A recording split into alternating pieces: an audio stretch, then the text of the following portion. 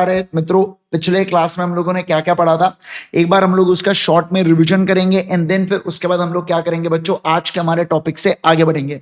मुझे ऐसा लगता है कि आज का क्लास हमारा लगभग लगभग 1 बजे तक फिनिश ऑफ हो जाना चाहिए पूरा, और फिर कल हम लोग क्वेश्चन एंड आंसर्स करेंगे। आज नहीं करेंगे क्वेश्चन एंड आंसर्स, आज मैं खुद जल्दी क्लास छोड़ दूंगा। ठीक है, चलिए सर आ जाओ, यहाँ पर ध्यान देना।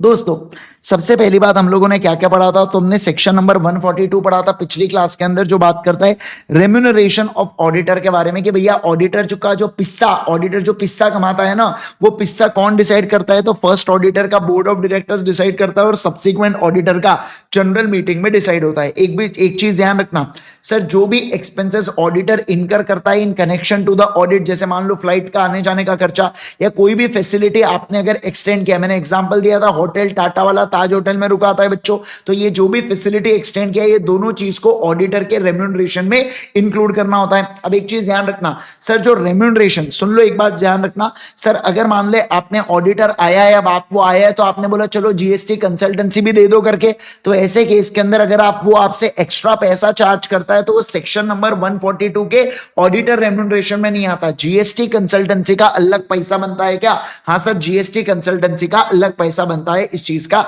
ध्यान रखना। ठीक है, आ जाओ सर अगला सेक्शन नंबर 143 के बारे में बात करेंगे। सबसे पहले बात करते हैं पावर ऑफ ऑडिटर रैन के बारे में। ये टॉपिक जब आए होंगे ना भाई, ऑडिट वालों को मजे आ गए होंगे। ऑडिट वाले सोच अरे ये तो पढ़ा हुआ टॉपिक है करके धनाधन कारोबारों की चीजें आपको याद आ रही होंगी। यहाँ पर देखो पहला क्या सर, ऑडिटर के पास पावर होता है बुक्स ऑफ अकाउंट्स के एक्सेस का, ऑल टाइम वो कंपनी के बुक्स ऑफ अकाउंट्स को एक्सेस कर सकता है। दूसरा सर, उसको कोई भी अगर जरूरी इंफॉर्मेशन लगती है, एक्सप्लेनेशन लगती है, तो क्या वो ऑफिसर से मांग सकता है क्या? बिल्कुल मांग सकता है। और इसके अलावा वो सब्सिडरी के रिकॉर्ड्स का भी एक्सेस मांग सकता है बच्चों, जो कंसोलिडेशन के पर्पस के लिए जरूरी होते हैं, बाकी इसका नहीं मांग सकता। वैसे रियल लाइफ में तो वो पूरे डेटा मांग सकता है, बट अगर मैं बताऊं बुक्स के हिसाब से इनका कहना है कि कंसोलिडेशन के पर्पस वाले ही रिकॉर्ड्स को आप मांग सकते हो। अगला नेक्स्ट सुनो दोस्तों, फिर मैंने ड्यूटीज ऑफ ऑडिटर के बारे में पढ़ाया था। ड्यूटी टू इंक्वायर में आपको एक मेमोरी टेक्निक भी दे दिया था, ABCDE वाला। ए से क्या है, लोन्स एंड एडवांसेस, कि सर कंपनी जो लोन्स एंड एडवांसेस देती है उसके बदले में सिक्योरिटी ली होंगी, तो वो सिक्योरिटी को आपने प्रॉपरली सिक्योर रखना है, और जिस टर्म्स के ऊपर आपने लोन्स एंड एडवांसेस दिया है वो कंपनी के हित में होने चाहिए। Prejudicial to interest of company का मतलब होता है कंपनी के फेवर में होने चाहिए। फिर देखो ए से क्या था, लोन्स है, कल ये शॉर्ट फॉर्म हुआ था ना, ए से लोन्स एंड एडवांसेस। बी से क्या था बोलो बच्चों, बी से बुक एंट्री। इसका मतलब क्या सर, ऐसे ट्रांजैक्शन जो मात्र बुक एंट्री के माध्यम से रिप्रेजेंट करते हैं वो कंपनी के हित में होना चाहिए। जैसे provision for bad and doubtful debts, जैसे डिप्रिसिएशन, इसकी सिर्फ बुक एंट्री होती है। तो इनका कहना है कि जो बुक एंट्री है ये कंपनी के हित में होनी चाहिए। आप ज्यादा डिप्रिसिएशन पास कर दे रहे, कम डिप्रिसिएशन पास कर दे, ये ऐसी कंपनी की चीजें हित में होंगी क्या? नहीं सर, नहीं होंगी। अब सी से बोलो क्या, सी से बोलो क्या जल्दी से सर। सी से आता है यहां पर सेल। मैंने बोला था सी से हम लोग बोलेंगे सेल, मतलब क्या सर, अगर कंपनी है और other than investing and banking company है बच्चों, और ये भी शेयर्स को या डिबेंचर सिक्योरिटी को नुकसान में बेचती है, मतलब sale price is less than purchase price, तो उस बात को आपको स्टेट करना पड़ेगा। आपके पोर्टफोलियो जैसे लाल है वैसे इनके पोर्टफोलियो भी लाल है। समझ में आया क्या? ओके सर अगला। फिर सर जो डी से आता है यहां पर क्या, डिपॉजिट्स, यानी कि कंपनी जो लोन्स एंड एडवांसेस दे रही है, क्या आपने उसको डिपॉजिट के तौर पर तो गलती से नहीं बता दिया, गलती से या जानबूझ के, इस बात का पता लगाएगा कौन? ऑडिटर। अगला नेक्स्ट देखो, ई से क्या है, एक्सपेंसेस, कि कोई पर्सनल एक्सपेंसेस को रेवेन्यू अकाउंट में तो नहीं डाल दिया। कल मैंने आपको अश्नीर ग्रोवर वाला केस बताया था क्या, कि अश्नीर ग्रोवर को उसके कंपनी से निकाला था। वन ऑफ द रीजन क्या था, समझना बात को sir, one of the reason ये था कि अश्नीर ग्रोवर की जो वाइफ थी उन्होंने अपने ब्यूटी कॉस्मेटिक्स, बाल बनाने जा रही है दीदी, बाल कटवा रही है ना, तो वो उसके खर्चे डाल के, उसके खर्चे का डाले भारत पे में डाले, और भारत पे का भी काट दिया बाल नहीं। खैर दोस्तों, इसके बाद एफ पॉइंट के बारे में बात करूंगा, तो एफ पॉइंट बात करता है फॉर कैश के बारे में। किसके बारे में बोलो बच्चों? फॉर कैश, कि कंपनी ने यहां पर फॉर कैश के लिए शेयर्स को अलॉट किया है क्या, और अगर अलॉट किया है तो क्या कैश एक्चुअली रिसीव है क्या, और नहीं रिसीव है तो आपको ट्रू पोजीशन बताना पड़ेगा क्या? बिल्कुल बताना पड़ेगा। ठीक है क्या आपको ये बातें एब्सोल्युटली क्लियर? ठीक है, आ जाइए सर। अरे देव तो पिछले उसके पहले दिन जल्दी क्लास छोड़ा था, फिर आज लेट चालू किया, और कल का टाइम तो सब मिला लिया ना मैंने। अरे यार देव, क्या बात कर रहे हो यार। चलिए आओ अगला, जी आइए जी, है ना। मैंने अर्णव गोस्वामी का मैं इंटरव्यू देख रहा था अभी, है ना बेटा, ये उद्धव ठाकरे आ रहे हैं बेटा मुंबई में, है ना, तो ऐसा उद्धव जी ऐसा करता है, उद्धव जी। तो वैसे ही जी पॉइंट यहां पर क्या है, देखो देखो जी पॉइंट क्या है बताइए ड्यूटीज ऑफ ऑडिटर में, कि accounts books are correct, regular and not misleading. मतलब अकाउंट बुक्स के अंदर किसी भी प्रकार की ना गलत चीजें नहीं होनी चाहिए सर, झूठी झूठी बातें नहीं होनी चाहिए, खोटी खोटी बातें नहीं होनी चाहिए, सब कुछ सच्चू सच्चू होना चाहिए। क्या बिल्कुल बिल्कुल होना चाहिए। समझ में आ रहा है क्या? चलिए सर आ जाओ यहाँ पर ध्यान दो। मतलब आप सोच के देखो, अर्णव गोस्वामी को उसका एक अंगूठा टूटा है बेटा, हाँ, और ऐसा उद्धव जी ऐसा करे यार। अरे भाई कैमरा में घुस घुस के वो लोग बोल भी रहे भाई जी में हाथ क्यों नीचे कर रहा है। चलो सर आओ दोस्तों, सुनो ना सुनो ना सुनो सुनो ना, मैंने क्या कहा, सबसेक्शन 2 के बारे में बात किया। सबसेक्शन 2 की अगर मैं बात करूं तो इनका क्या कहना है, देखो ऑडिटर को रिपोर्ट देना है। सर ऑडिटर रिपोर्ट देता है, किसे देता है, मेंबर को देता है। किस चीज के बारे में, कि उसने अकाउंट्स को एग्जामाइन कर लिया है, उसने अकाउंट्स को एग्जामाइन कर लिया है और फाइनेंशियल स्टेटमेंट्स के ऊपर financial statement true and fair view दे रहे हैं, इस चीज का वो ओपिनियन दे रहा है। और ऑडिटर ने कंसीडर भी किया है कि एएस को कंपनी ने बराबर से फॉलो किया या नहीं किया। क्या कहा मैंने, बोलो, एएस को बराबर से फॉलो किया या नहीं किया करके। समझ में आ रहा है क्या? क्या आपको ये बातें एब्सोल्युटली क्लियर है क्या? फटाफट फटाफट जल्दी से बोलेंगे मेरे को, क्या आपको इतनी बातें एब्सोल्युटली क्लियर है जी? बोलो बोलो बोलो जल्दी से मुझे, क्या आपको ये बातें एब्सोल्युटली क्लियर है जी? यस। आइए अगला देखो। क्या सर, अब मैं सबसेक्शन 3 के बारे में बात करूंगा। सर ये बात करता है ऑडिट रिपोर्ट शैल आल्सो स्टेट, क्या बात करता है, बोलो, ऑडिट रिपोर्ट शैल आल्सो स्टेट के बारे में बात करता है वेदर ऑप्ट। क्या अब देखो ऑडिट रिपोर्ट में और क्या होना चाहिए, कि सर क्या ऑडिटर ने जितनी भी इंफॉर्मेशन और एक्सप्लेनेशन बुलाया था, जो उसके नॉलेज के हिसाब से एंड बिलीफ के हिसाब से जरूरी थे ऑडिट के लिए, क्या उसको मिले क्या? बराबर। मतलब मैंने किसी एम्प्लॉय से पूछाऊंगा भाई ये बुक्स ऑफ अकाउंट्स के वाउचर्स दिखा, उसने दिया। मैंने पूछा भाई ये सैलरी डेबिट क्यों है, तो उसने बताया। मैंने पूछा ये डिप्रिसिएशन क्यों चार्ज नहीं किया, उसने बताया। मतलब मैं जो भी इंफॉर्मेशन मांग रहा हूं, क्या मुझे वो इंफॉर्मेशन दी गई क्या? ये पहला पॉइंट। दूसरा, सर ऑडिटर के ओपिनियन में जो प्रॉपर बुक्स ऑफ अकाउंट्स और प्रॉपर रिटर्न, जीएसटी के रिटर्न, ब्रांचेस से रिटर्न बराबर मेंटेन किए गए क्या कंपनी लॉ के हिसाब से, ये बताना पड़ेगा।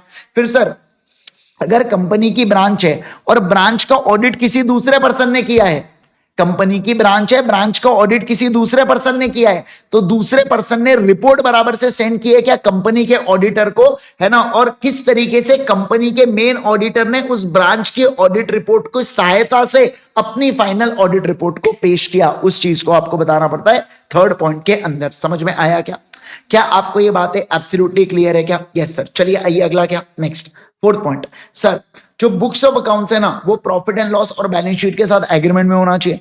बुक्स ऑफ अकाउंट्स में 10 लाख रुपए का सेल है, आप बैलेंस शीट में प्रॉफिट एंड लॉस में बता रहे 20 लाख रुपए का सेल है। भैया ऐसा नहीं हो, दोनों सेम सेम हो। अगला, फाइनेंशियल स्टेटमेंट एएस को कंप्लाई करना चाहिए। सर कोई भी डायरेक्टर सेक्शन नंबर 164 सबसेक्शन 2 के द्वारा डिस्क्वालिफाइड नहीं होना चाहिए। इसके बाद सर अगर बुक्स ऑफ अकाउंट्स के रिलेटेड कोई भी क्वालिफिकेशन, रिजर्वेशन या एडवर्स रिमार्क है, तो वो चीज भी मैं डालूंगा क्या? बिल्कुल बिल्कुल डालूंगा। इसके अलावा देखो ये वाला पॉइंट बहुत बढ़िया है। सर कंपनी ने एडिक्वेट इंटरनल फाइनेंशियल कंट्रोल्स लगाए हैं और वो बराबर से काम कर रहे हैं। ये अपन ने देखा था चैप्टर नंबर 9 के अंदर। सर इंटरनल फाइनेंशियल कंट्रोल्स कहां पर नहीं लगते? ऐसी कंपनी जो ओपीसी या स्मॉल कंपनी या ऐसी प्राइवेट कंपनी जिसका बीटी 25-50 से कम है। बी मतलब बोरिंग, टी मतलब टर्नओवर। बराबर, ओके सर। अगला नेक्स्ट, अदर मैटर्स एज में बी प्रिस्क्राइब। अब रूल 11 के अंदर इन्होंने कुछ और मैटर्स डाले। सर ऐसे कोई पेंडिंग लिटिगेशन है कि जो फाइनेंशियल पोजीशन को इंपैक्ट कर रहे हैं? मैंने एक एग्जांपल दिया था आप लोगों को इसके अंदर, वोडाफोन आइडिया वाला वोडाफोन का एग्जांपल दिया होगा कि वोडाफोन का एक बहुत भयंकर वाला केस लॉ चल रहा है बेटा गवर्नमेंट ऑफ इंडिया के साथ। तो उस लिटिगेशन के कारण क्या हमारा इंपैक्ट होगा फाइनेंशियल पोजीशन पे, वो मैं बताता हूं बच्चों किसके अंदर, मेरे फाइनेंशियल स्टेटमेंट्स के अंदर। ठीक है, ओके सर। अगला, सर फिर आपको यह बताना पड़ता है कि कंपनी ने क्या प्रोविजन क्रिएट किया है क्या कोई मटेरियल फोर्सिएबल लॉसेस के बारे में जो लॉन्ग टर्म कॉन्ट्रैक्ट पर हो रहे हैं।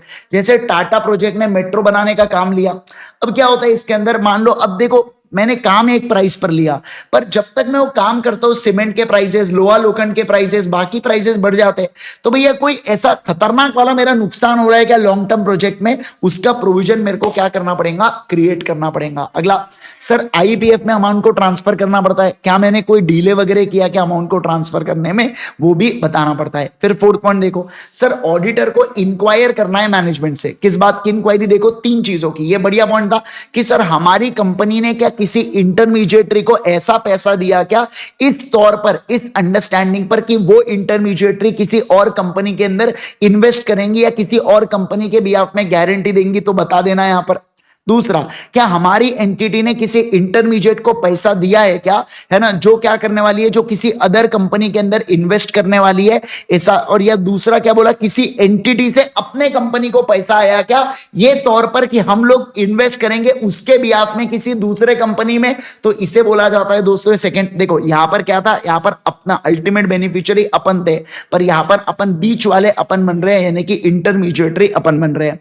फिर देखो ऊपर बोल के रखा है कि based on audit procedures. Audit procedures का मतलब होता है ऐसी टेक्निक्स का प्रयोग करना जिससे ऑडिटर को sufficient and appropriate audit evidence मिलते हैं, प्रूफ मिलते हैं कि चीजें हुई है या नहीं हुई है। तो मैं ऑडिट प्रोसीजर्स लगा के देखूंगा कि 1 और 2 के अंदर कोई भी ऐसा मैटर नहीं होना चाहिए करके। इसके अलावा सेक्शन नंबर 123 के अनुसार आपने डिविडेंड पे किया, कंपनी के अकाउंटिंग सॉफ्टवेयर में ऑडिट ट्रेल और एडिट लॉग होना चाहिए जिसको आप टेम्पर नहीं करोगे और जिसको लॉ के द्वारा प्रिजर्व करोगे। सेम चैप्टर 9 का टॉपिक है, बस ये ऑडिटर उसके ऊपर बता रहा है कि हाँ ऐसा फीचर, ये सारी चीजें मौजूद है। अब देखो ऊपर में से अगर किसी भी मैटर पर नेगेटिव या क्वालिफाइड रिपोर्ट होता है तो मुझे ऑडिट रिपोर्ट के अंदर रीजन बताना पड़ता है बच्चों कि क्यों मैं आखिर नेगेटिव ओपिनियन किसी बात पर दे रहा हूं। अगला सर सबसेक्शन 9, 10 बड़े इजी है कि कंपनी ऑडिटर को सर कंप्लाई करना पड़ेगा स्टैंडर्ड ऑन ऑडिटिंग, जो आईसीए निफ्रा को बताता है और निफ्रा सेंट्रल गवर्नमेंट को बता के पब्लिश करता है।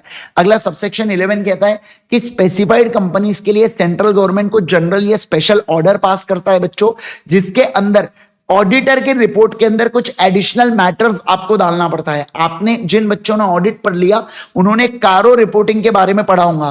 तो कारो रिपोर्टिंग बेसिकली है क्या, जो कंपनी की ऑडिटर्स रिपोर्ट है ना, जो नॉर्मल ऑडिट रिपोर्ट है उसके अलावा और कुछ एडिशनल बातों की रिपोर्टिंग होती है कारो के अंदर, तो वो एडिशनल रिपोर्टिंग करना पड़ता है एज पर सबसेक्शन 11। कारो के बारे में बहुत ज्यादा डिटेल में आपको ऑडिट के अंदर आने वाला है। पूरी कारो की बहुत सारे पॉइंट्स है, लगभग 24 पॉइंट्स का है कारो, जिसके अंदर अलग अलग चीजों के बारे में बातचीत की गई है। ठीक है, यस। क्या आपको इतनी बातें क्लियर है क्या?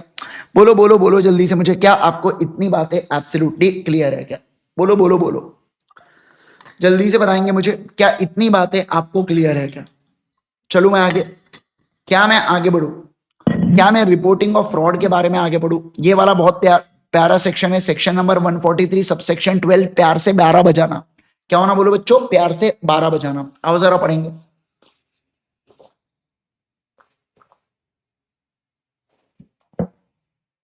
मैं आपको एक चीज बताता हूं, ये चैप्टर आपने पढ़ा अभी तक, अब सोच के देखो पूरा लॉ कितना मजेदार, मतलब पूरा लॉ और उससे भी ज्यादा मजेदार चैप्टर नंबर 10 भाई। पर पता नहीं बच्चों हेट करते हैं बच्चे इस चैप्टर नंबर 10 से, और मुझे समझ नहीं आता।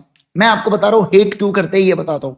क्या होता है, बच्चे ना प्रोविजन को रटने के लिए जाते हैं, वो ये नहीं समझते उसके पीछे का इंटेंट क्या है।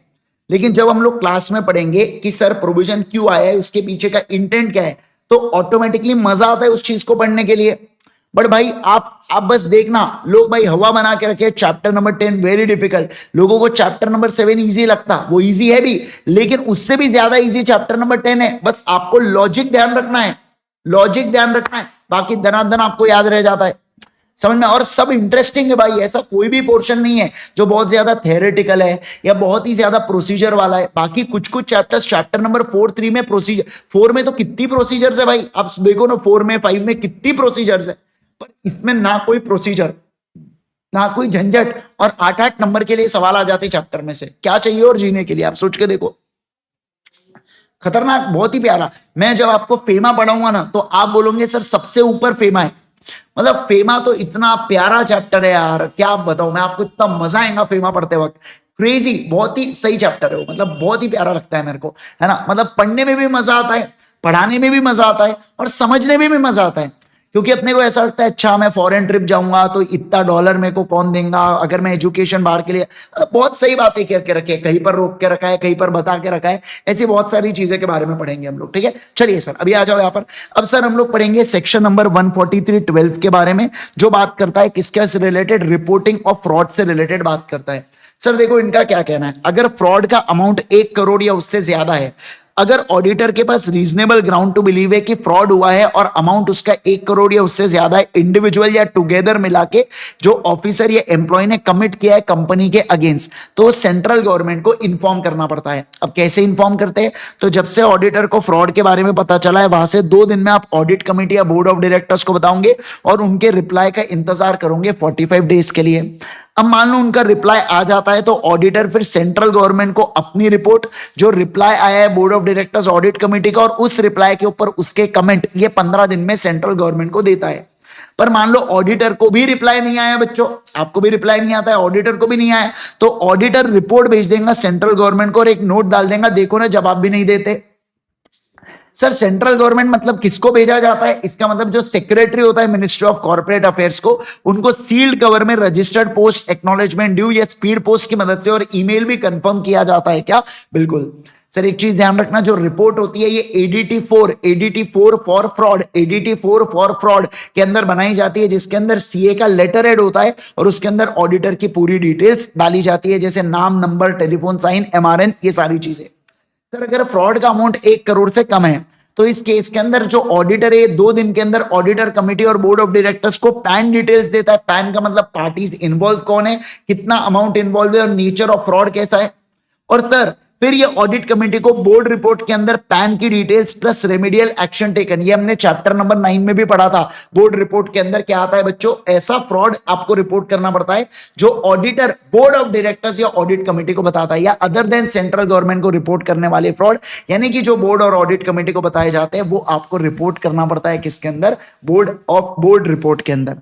अब सर इसका एक्सेप्शन ऑफ बोनाफाइड फेथ है, यहां पर क्या सर, अगर ऑडिटर की ड्यूटी कॉन्ट्रा भी नहीं हो रही तो board report matters in a good faith. इसका मतलब क्या सर, इनका कहना है कि सर ऐसा हुआ कि इन्होंने बता दिया फ्रॉड के बारे में, फिर आप बोल रहे हो कॉन्फिडेंशियलिटी ब्रीच कर दिए करके आप सेंट्रल गवर्नमेंट को बता रहे हो फ्रॉड के बारे में, तो इनका कहना है कि सर ऑडिटर की कोई भी ड्यूटी जो होती है कॉन्फिडेंशियलिटी की वो कॉन्ट्रा भी नहीं होती है अगर वो रिपोर्ट्स को पेश करता है गुड फेथ के अंदर। किसके अंदर बोलो बच्चों, गुड फेथ के अंदर। Next sir audit of government company. Sir CNAG के पास पावर होता है कि वो ऑडिटर को अपॉइंट करता है, वो उसको बताता है कि किस तरीके से ऑडिट करना है और ऑडिटर फिर अपनी रिपोर्ट CNAG को देता है, जिसके अंदर जो डायरेक्शन उसको दिए गए उसने उसके ऊपर क्या एक्शन लिए और अकाउंट्स और फाइनेंशियल स्टेटमेंट के ऊपर क्या इंपैक्ट आए, इन सब चीजों के बारे में वो बताते हुए चलता है। अब सर CNAG उसके ऊपर कमेंट करेगा ऑडिट रिपोर्ट से 60 दिनों के अंदर सप्लीमेंट्री ऑडिट, सप्लीमेंट्री का मतलब होता है एडिशनल ऑडिट करवा सकता है कौन, CNAG, या ऑडिट रिपोर्ट के ऊपर अपने कुछ कमेंट्स भी दे सकता है। अब CNAG विल ऑथराइज पर्सन जो इंफॉर्मेशन या एडिशनल इंफॉर्मेशन प्रोवाइड करेगा सर्टन मैटर्स के ऊपर, इसे सप्लीमेंट्री ऑडिट कहा जाता है। CNAG चाहे तो टेस्ट ऑडिट भी कर सकता है। टेस्ट ऑडिट किसी एक पर्टिकुलर मैटर, जैसे मुझे सेल्स में लोचा लग रहा है तो मैं सेल्स का ऑडिट कराऊंगा, मुझे परचेस में ऑडिट लग रहा है तो मैं परचेस का कराऊंगा, इसे टेस्ट ऑडिट कहते हैं। Supplementary audit is nothing but additional audit, जो ऑडिटर ने काम किया मुझे उसके ऊपर भरोसा नहीं है, मुझे उतनी रिलायबिलिटी नहीं आ रही, तो CNAG ने एक और ऑडिटर को अपॉइंट करके दोबारा से ऑडिट करवा दिया कंपनी का, वो भी कितने दिनों के अंदर, 60 दिनों के अंदर। क्या कहा मैंने, बोलो 60 दिनों के अंदर, ठीक है। ओके सर, अगला audit of accounts of branch office. अब देखो सर, ब्रांच अगर इंडिया में है तो कंपनी का ऑडिटर या अदर क्वालिफाइड पर्सन मतलब CA प्लस COP ऑडिट कर सकता है, पर आउटसाइड इंडिया है ना, कंपनी का ऑडिटर या अकाउंटेंट या ऐसा कोई भी पर्सन, मैंने CPA के बारे में बात किया था, ऐसा कोई भी पर्सन बच्चों जो उस लॉ के हिसाब से ऑडिट करने के लिए एलिजिबल होगा ना, वो ऑडिट कर सकते हैं। सर ब्रांच ऑडिटर के पास क्या ड्यूटीज या पावर है, 143 से लेके 143(4) फॉलो करना है। फिर ब्रांच ऑडिटर अपनी रिपोर्ट ऑडिटर को देता है और प्रोविजन ऑफ फ्रॉड जो है ये ब्रांच ऑडिटर के ऊपर भी अप्लाई होता है, ठीक है। आ जाओ, इसके अलावा जो सेक्शन नंबर 143 में हमने ड्यूटीज, पावर्स, फ्रॉड रिपोर्टिंग के बारे में पढ़ा था, ये कॉस्ट अकाउंटेंट और कंपनी सेक्रेटरी इन प्रैक्टिस दोनों के ऊपर भी एप्लीकेबल होते हैं। अब ये वाला बहुत इंपॉर्टेंट है बच्चों, इसको स्टार मार्क करके रख देना, सेक्शन नंबर 145। अगर जो सेक्शन नंबर 139 में आपने अपॉइंट किया है पर्सन को एज अ ऑडिटर, वो पर्सन को सर ऑडिट रिपोर्ट को साइन करना पड़ता है। अब मान लो ऑडिट रिपोर्ट के अंदर अगर वो कुछ नेगेटिव बातें लिखता है, क्वालिफाइड ऑब्जर्वेशन या कुछ कमेंट करता है फाइनेंशियल स्टेटमेंट के ऊपर जिसका एडवर्स इंपैक्ट है कंपनी के फंक्शनिंग या कंपनी के फाइनेंशियल्स के ऊपर, तो इन एडवर्स चीजों को आप जम से रीड करोगे, लाउडली रीड करोगे। किसके अंदर बच्चों? जनरल मीटिंग के अंदर। जम से रीड करोगे आप इसको जनरल मीटिंग के अंदर, और ये ओपन भी होंगे क्या? इंस्पेक्शन के लिए बिल्कुल। मतलब कोई भी मेंबर आके, क्या कहा मैंने, बोलो, कोई भी मेंबर आके इस ऑडिट रिपोर्ट की ये नेगेटिव बातें को पढ़ सकता है। कभी सर मुझे एक बात बताओ, ऑडिट रिपोर्ट में कोई भी नेगेटिव बात नहीं है, सब पॉजिटिव पॉजिटिव ही है बेटा, तो ऐसे केस में उसको भी रीडली लाउडली करना है क्या? नहीं, सिर्फ नेगेटिव बातों को आपको जम से रीड करना है, पॉजिटिव बातों को जम से रीड करने की जरूरत नहीं है। समझ में आया? समझ में आया? बोलो बोलो बोलो जल्दी से, मुझे समझ में आया। यस। तो क्या हुआ सर, अगर मैं किसी कंपनी का ऑडिटर अपॉइंट होता हूं तो मैं ऑडिट रिपोर्ट पे साइन करता हूं। ये तो सर हमने सेक्शन नंबर 141 में पढ़ा था। फिर बोला उस ऑडिट रिपोर्ट के ऊपर मैंने कुछ नेगेटिव बातें लिखा, क्वैड वाला ओपिनियन है या क्वालिफाइड एडवर्स या डिस्क्लेमर वाला ओपिनियन, तो मैं उसके अंदर नेगेटिव चीजें लिखता हूं। वो नेगेटिव चीजों को जम से जनरल मीटिंग के अंदर रीड करना पड़ेगा और वो ओपन फॉर इंस्पेक्शन भी रहेंगे क्या? बिल्कुल बिल्कुल रहेंगे। समझ में आया क्या? क्या आपको बातें समझ में आ रही है क्या? सर टेस्ट ऑडिट और सैंपलिंग ऑडिट में क्या डिफरेंस? जमीन आसमान का फर्क है, दोनों कॉन्सेप्ट ही अलग है। टेस्ट ऑडिट सिर्फ गवर्नमेंट कंपनीज में होता है और वो सीएनएजी कराता है, और सैंपलिंग ऑडिट कुछ होता नहीं है। आज तक मैंने कभी नहीं सुना सैंपलिंग ऑडिट जैसी कोई चीज है करके। हाँ, और sampling one of the technique है बच्चों ऑडिट का, पर सैंपलिंग ऑडिट कुछ नहीं है बेटा, कुछ भी नहीं है सैंपलिंग ऑडिट। सही में आपने जिससे पढ़ा है, अगर सही में किसी ने सैंपलिंग ऑडिट नाम का कॉन्सेप्ट पढ़ा है तो भाई थोड़ा सा खेला हुआ है आपके साथ। सैंपलिंग ऑडिट जैसा कुछ नहीं है। Sampling is one of the technique that is used in audit to obtain audit evidence. ठीक है ना? यस। चलो और बताइए बाकी, और बताइए बाकी। Any question? Any question? Question any question? चलो, आज से बीकॉम की एग्जाम है 2 से 5। क्या बात कर रहे हो साची? कोई बात नहीं, बढ़िया। बीकॉम भी दो, सीए भी, सीए के भी इसमें दो। सर वो सप्लीमेंट्री कहना चाहता हूं, मुझे नहीं लगता। देखो सप्लीमेंट्री जो होता है वो एडिशनल ऑडिट जैसा होता है, एक बार ऑडिट हुआ दोबारा से ऑडिट कराओ वैसा होता है। पर टेस्ट ऑडिट में कुछ एरियाज का ही ऑडिट कराया जाता है। क्या कहा मैंने? बोलो, टेस्ट ऑडिट में कुछ एरियाज का ही ऑडिट कराया जाता है, ऐसा है। ठीक है? यस। बाकी बहुत डिटेल में जिन बच्चों ने ऑडिट पढ़ा, आपको गवर्नमेंट ऑडिट आपने पढ़ाऊंगा ना चैप्टर नंबर 9 के अंदर, पहला ही तो टॉपिक है गवर्नमेंट ऑडिट, उसके अंदर आता है ना supplementary audit and test audit. Test audit तो इतना सा देके रखा है, पर सप्लीमेंट्री ऑडिट काफी डिटेल में देके रखा है।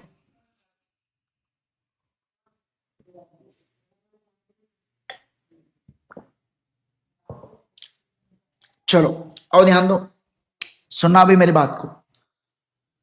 कंपनीज एक्ट के बाद हम लोग फिनिश करेंगे कौन सा? हम लोग फिनिश करेंगे जनरल क्लॉजेज एक्ट को। जनरल क्लॉजेज एक्ट के बाद इंटरप्रिटेशन ऑफ स्टैट्यूट्स को, फिर मैं कंप्लीट करूंगा फीमा को, और फिर मैं आपको एलएलपी के लिए छुट्टी दूंगा। एलएलपी को मैं आपको छुट्टी दूंगा लगभग 9 जनवरी से लेके 13-14 जनवरी तक छुट्टी दूंगा, 5 दिन की। ठीक है ना? सॉरी, फरवरी की बात कर रहा हूं मैं, 9 से लेके 14 फरवरी तक, फिर कंप्लीट आपका कोर्स ही कंप्लीट है फिर उसके बाद। ठीक है? यस।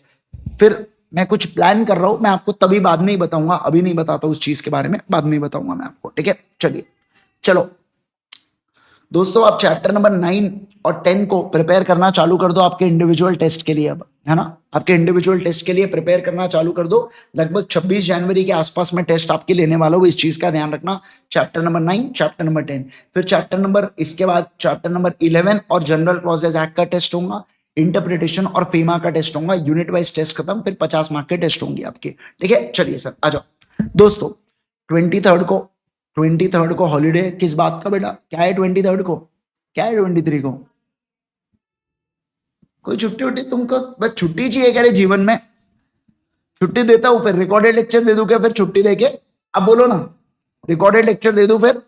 अब देखो क्या कैसे कमेंट आएंगे, सर नहीं आप लाइव ही ले लो, है ना? आओ, चलो आओ दोस्तों, सुनो सुनो सुनो, आइए यहां पर ध्यान देना मित्रों। सारे के सारे लोग आ जाएंगे, सारे के सारे लोग आ जाएंगे। चलो चलो चलो चलो चलो चलो जी, चलो चलो चलो आओ, यहां पर ध्यान देना।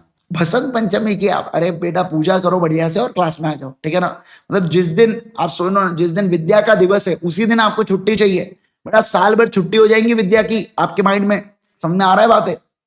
या उस दिन तो हमको ज्यादा पढ़ना, आपने ऐसा बोलना है सर बसंत पंचमी है ज्यादा पढ़ाओ, मतलब 3 घंटे के क्लास 6 घंटा पढ़ाओ सर, आप ऐसा बोलना चाहिए आपने।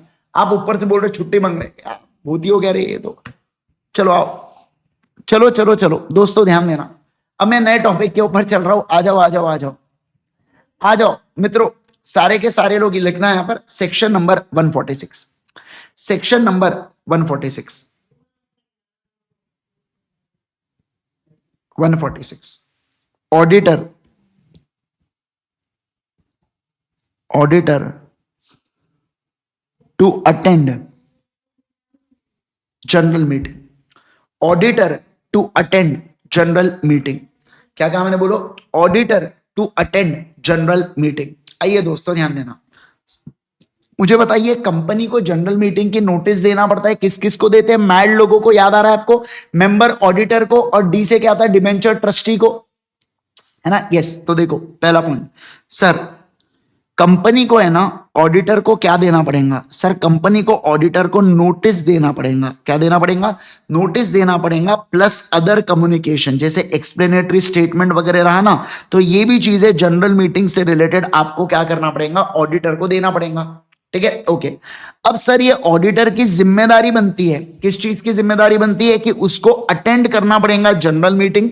एक तो वो खुद से अटेंड करे, खुद से का मतलब क्या होता है, हिमसेल्फ बोला जाता है इंग्लिश में, खुद से अटेंड करे, या वो अपने किसी अथोराइज पर्सन को, क्या कहा मैंने, बोलो, या वो अपने किसी अथोराइज पर्सन को, जैसे मान लो उसके फॉर्म में कोई सीए काम करता था या कोई दूसरा पार्टनर था, वो दूसरे पार्टनर को भी भिजवा सकता है क्या, बिल्कुल बिल्कुल, वो दूसरा पर्सन भी कौन होना चाहिए, qualified to be auditor, to be auditor. Sir इसका मतलब आर्टिकल को, या कोई चाय वाला होगा ऑफिस में, या कोई प्यून होगा, उसको नहीं बेच सकते क्या, नहीं, जो पर्सन क्वालिफाइड होगा टू बी ऑडिटर, मतलब जिसके पास सीए हो और जो सीओपी हो, उसी पर्सन को आप क्या करोगे, अपने भी आप में किसी, मान लो आपका इम्प्रैक्टिकेबल हो रहा है जाना, भाई आप जा ही नहीं पा रहे हो, आप सोच के देखो ना, आप जा ही नहीं पा रहे हो, मान लो फॉर एग्जांपल किसी ऑडिटर को कोरू हो गया है, बेटा कोरू हो गया, वो क्वारंटाइन होना चाहिए कि उसने जाना चाहिए जनरल मीटिंग में, बोले सबको कोरू फैलाऊंगा करके, ऐसा थोड़ी होता है।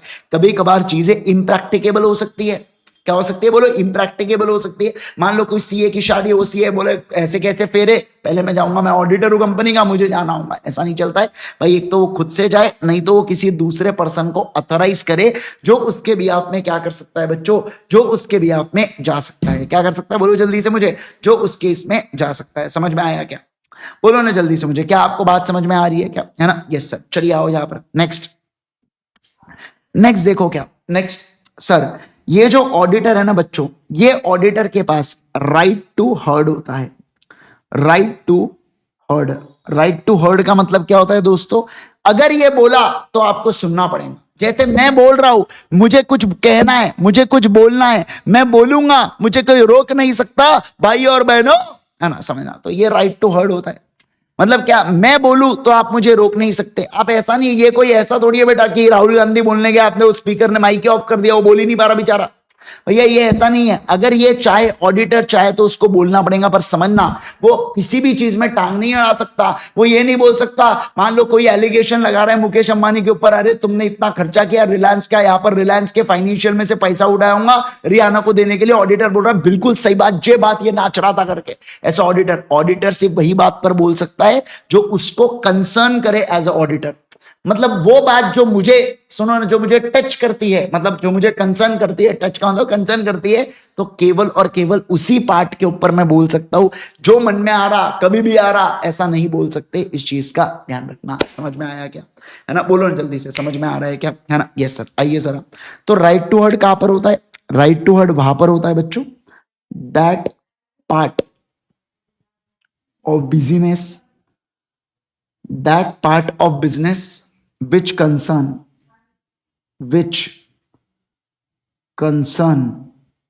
him as auditor, which concern him as auditor।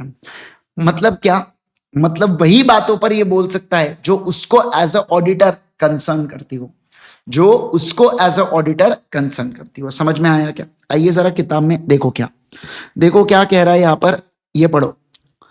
Section number 146 provides that for auditors to attend general meeting, all notices and other communication relating to general meeting shall be forwarded to the auditor.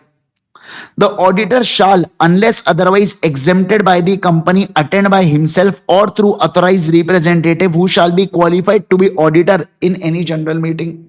मतलब क्या बोला बोलो बच्चों कि sir unless otherwise exempt, वो खुद से या कोई अथोराइज पर्सन जो क्वालिफाइड हो ऑडिटर बनने के लिए, उसको क्या बोलेगा भैया जनरल मीटिंग में चले जा. अगला, auditor shall have right to heard at a meeting for at any such part of business which concerned him as auditor. जो उसको ऑडिटर के पार्ट पर अफेक्ट करे ना बच्चों, केवल और केवल तब वो उसके पास बोलने का मौका है. ऐसा कभी भी वो बोल सकता है क्या? नहीं सर, कभी भी नहीं बोल सकता. एग्जाम्पल पढ़ो, जल्दी से एग्जाम्पल पढ़ो ना बच्चों, फटाफट एग्जाम्पल पढ़ो. डन लिखो, डन लिखो, डन लिखो जल्दी से. क्या डेट्स रखते हो सर टेस्ट की? 1 जैन 26 जैन टेस्ट लेना तो आपसे सीखे सभी मर जाए और लाठी भी ना टूटे. अरे नहीं तो मैं क्लास भी लूंगा ना 26 को. आपको ऐसा लग रहा है कि मैं छुट्टी ले रहा हूं करके? चिंता मत करो, वो तो 6 दिन बाद, अभी क्या चैप्टर कल कंप्लीट होगा, 4-5 दिन बाद टेस्ट लूंगा. इसलिए आप बोलो 27 को लेता हूं मैं, 26 को तो मेरे लिए बहुत अच्छा है, खुला मैदान है ना. पहले गाबा सर क्लास लेंगे ना बाद में तेजस सर क्लास लेंगे. मैं तो भाई लपेट सकता हूँ आपको, मेरे लिए ज्यादा अच्छा. मैं ये अच्छा आइडिया दिलाया तुमने श्रीनिवास मुझे, ये सही कहा. टेस्ट 27 को होगा बच्चों, टेस्ट होगा 27 को. ठीक है, आइए. Perfect, thank you. चलिए आइए, ध्यान देना यहां पर.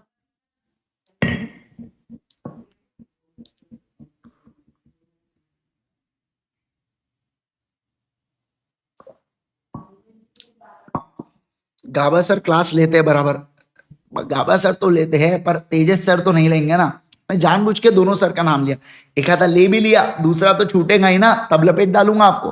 क्या आप मेंटली प्रिपेयर होना चाहिए उसके लिए, तो मैंने दोनों की छुट्टी करवा दी अभी के लिए. तो अभी आपको अच्छा लगाऊंगा, चलो 2 छुट्टी. एक लिया तो भाई वो दर्द तो आपका दूसरे क्लास में मिलेगा ना, मेरे क्लास में तो आपको अच्छा ही लगा ना. ठीक है, आइए. सुनो सुनो सुनो मजाक कर रहा हूँ भाई. मेरा क्लास मैंने कभी क्लास को एक्सटेंड नहीं किया. मेरा मैक्सिमम क्लास 2 बजे तक गया है. मेरी जो रेंज है बेटा 11:15 से 2, उसी के बीच में आपके क्लासेस होंगे. मैं बाकी समय ले भी नहीं सकता, क्योंकि कुछ ऐसे भी बच्चे हैं जो सिर्फ लॉ यहाँ पर अटेंड करते हैं, कोई बाहर कोई दूसरा अकाउंट्स करते होंगे या कोई टैक्स वगैरह करते होंगे, तो उसके चलते मैं ले भी नहीं पाता हूँ. एक आध बार कभी लिया तो लिया, बात अलग है. बाकी बहुत ही अनलेस अदरवाइज कोई बहुत ही कंटिंजेंट चीजें हो जाए, मैं चेंज करूंगा ही नहीं टाइम. हमेशा मेरा 11:15 से 2 का जो रेंज है, उसी के बीच में आपकी क्लास खत्म होंगी. कमी होंगी, आगे तो नहीं जाएंगी, इतना मैं बता सकता हूं आपको. ठीक है, चलिए सर आ जाओ यहाँ पर, ध्यान दो. सारे के सारे, अरे एक दिन इसलिए लिया था क्योंकि वो मेरे को चैप्टर कंप्लीट करना था. मैं बोला ना एक, उसको सब याद है एक दिन. ये नहीं बोलेंगे. देखो यही तो प्रॉब्लम है बेटा दुनिया का, समझना. देखो मैं अगर मान लो ऐसा लिखूं 2 1 जा 2, फिर मैं लिखूं यहाँ पर 2 2 जा 4, है ना, फिर मैं लिखूं 2 3 जा 6, फिर मैं लिखूं 2 4 जा 9, तो क्या होगा बच्चे ना, मेरी ये मिस्टेक पॉइंट आउट करे. बेटा मैंने जो 75% सही लिखा वो कोई नहीं देखता, पर जो 25% गलत लिखा ना, दुनिया की नजर उसी के ऊपर होती है. यही यही दस्तूर है बेटा दुनिया का. क्या करना, किसी दिन बैठेंगे शाम में बॉटल के साथ, है ना, कोक के, और बढ़िया आप और मैं कोक पियेंगे. चलिए आइए, देखो क्या अब मैं बात करूंगा यहां पर. सुनो ना, सुनो सुनो सुनो दोस्तों, अब मैं सेक्शन नंबर 147 के बारे में आपको पढ़ाने जा रहा हूँ. ऐसा बेटा वो मोटिवेशन रील्स वगैरह आती है, वो ऐसा 10 लिख रहा है, वो 2 का टेबल, और बोलते देखो दुनिया की नजर जो गलत है उस पे गई है, यही है दुनिया, ऐसा कुछ कुछ है वो. ठीक है, आओ चलिए दोस्तों, सारे के सारे लोग आना. अभी सुनना, मैं जो कहने जा रहा हूं आपके साथ, बहुत खतरनाक पॉइंट है अभी ये, आपको मजा आ जाएगा ये पढ़ के. आप बोलते हो ना सर ऑडिटर डिस्क्वालिफाइड है, फिर भी ऑडिटर ऑडिट कर लिया तो क्या होगा, क्या होगा, क्या होगा. लो आगे आप क्या होगा करके. अब देखो ऑडिटर को ऐसा सूद के बजा रहे हैं ना, आप क्या आपके अगले जन्म में भी जन्म लोगे और CA + COP मिला तो भी आपकी रूह कांपेंगे कि पिछले जन्म में गलत कांड कर दिए थे तो इतनी लंबी पेनल्टी लगी थी, अब वो नहीं करेंगे करके. ठीक है ना, आइए पढ़ाता हूं मैं आपको. देखो क्या, सुनो, सेक्शन नंबर 147, सभी लोग हेडिंग डालेंगे. सेक्शन नंबर 147, सेक्शन नंबर 147 लिखो.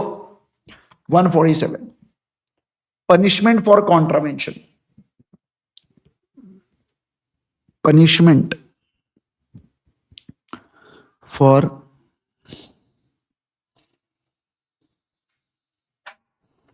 कॉन्ट्रावेंशन का मतलब आप लोगों को पता है बच्चों क्या होता है, कि जो लॉ में चीजें बोल के रखी है मैं उसको फॉलो नहीं करूंगा, मुझे बजाएंगे. ठीक है, आओ सर देखो, सेक्शन नंबर 139 से लेके 146 तक अगर आपने कॉन्ट्रावेंशन किया एज अ कंपनी तो कंपनी को 25,000 रुपए से लेके कितने का फटका, 5 लाख रुपए तक का फटका। और जो ऑफिसर इन डिफॉल्ट ने गड़बड़ किया उसको 10,000 रुपए से लेके 1 लाख तक का फटका। कितना फटका बोलो बच्चों, 10,000 रुपए से लेके 1 लाख तक का फटका। ये बातें क्लियर है? ये तो कुछ नहीं है, ये तो एकदम आप समझना, ये तो एकदम बच्चों वाली पेनल्टी क्या है, कंपनी के लिए चल जाएगा। पर अब है पेनल्टी भैया कॉन्ट्रावेंशन बाय ऑडिटर के लिए। हेडिंग डालेंगे, हेडिंग डालेंगे contravention bye auditor. Contravention bye auditor सुनो,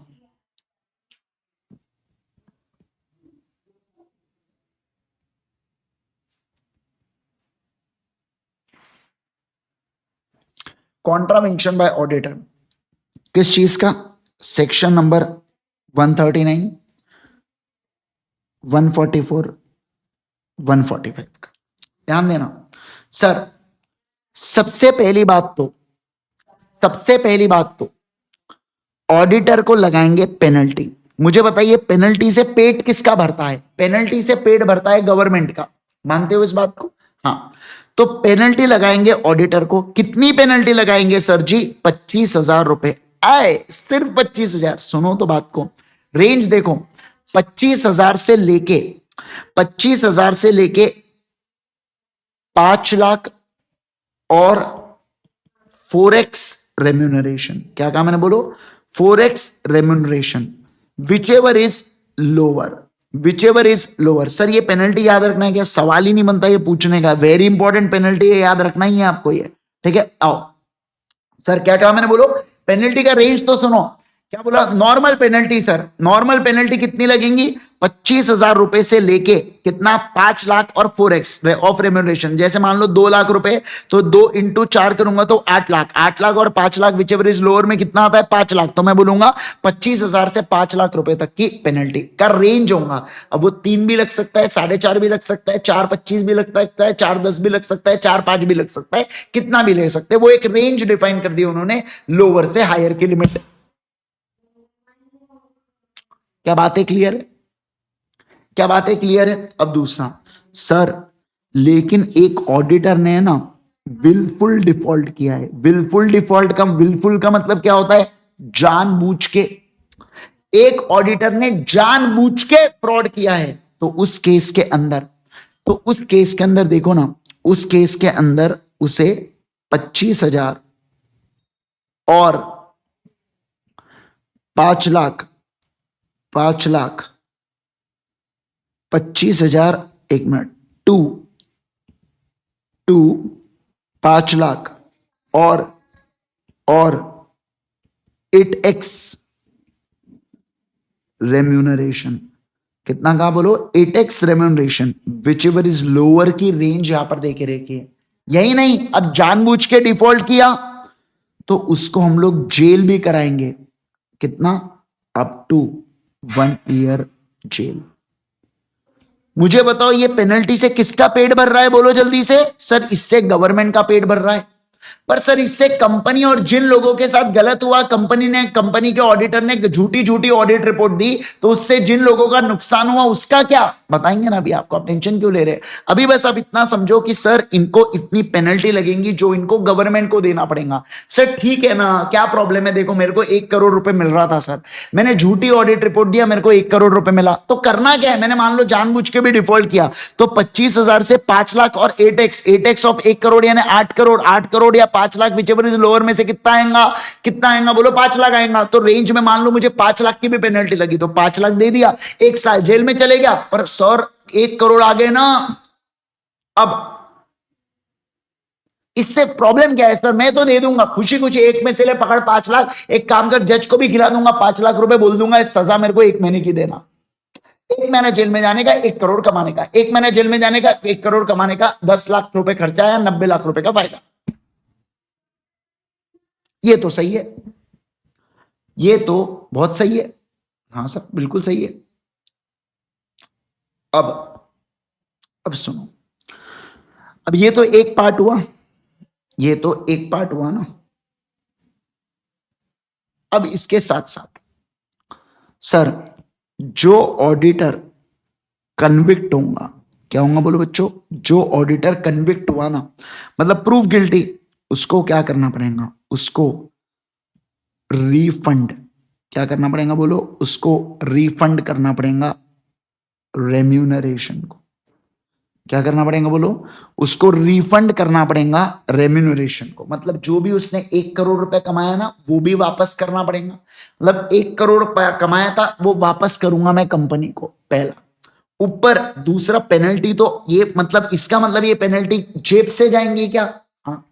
और अभी एक और सुनो ना। और अच्छा, अब रेम्यूनरेशन को रिफंड करके किसका फायदा हो गया? कंपनी का। तो देखो, गवर्नमेंट ने अपना फायदा देख लिया, कंपनी ने अपना फायदा देख लिया, पर वो बेचारे लोग जिन्होंने ऑडिटर के ऑडिट रिपोर्ट के ऊपर भरोसा करके कंपनी में इन्वेस्टमेंट किया था या कंपनी को लेंड किया था पैसा, यानी कि उधार पर दिया था, और उनका पैसा डूब गया, तो उनको डैमेजेस मिलना चाहिए ना। हाँ, तो इन्होंने कहा कि कंपनी को क्या करना पड़ेगा?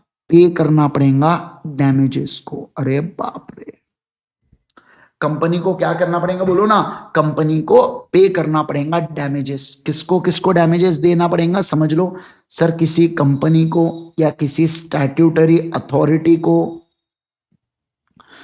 या किसी मेंबर को या किसी क्रेडिटर को। अरे भैया, जिसको भी, क्या कहा मैंने बोलो? जिसको भी लॉस हुआ है, किसके कारण?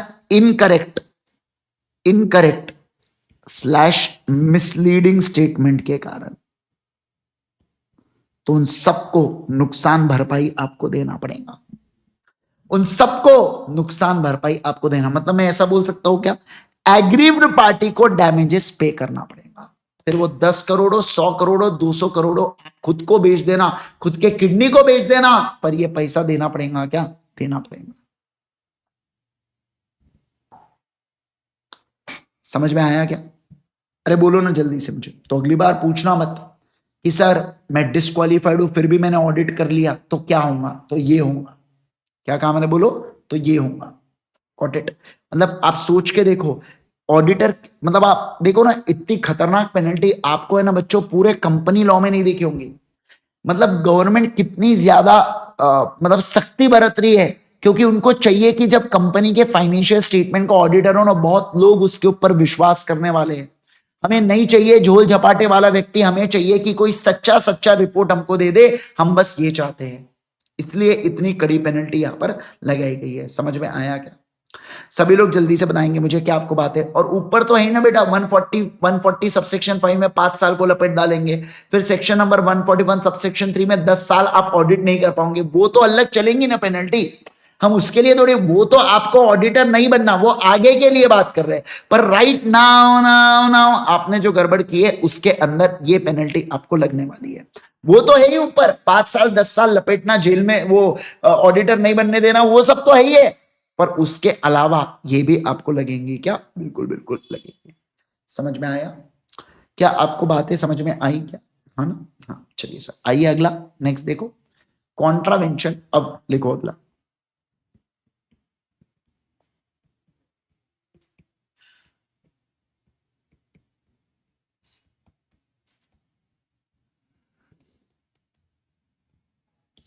Contravention by audit firm. Sir मुझे एक बात बताओ, अगर कांड किसी ऑडिट फर्म ने किया होगा तो पूरे पूरे पार्टनर्स को लेटा देंगे क्या? नहीं मुन्ना, नहीं। देखो क्या, प्रोवाइडेड, प्रोवाइडेड अगर कोई partner is acted has acted in fraudulent manner या abated slash colluded in fraud,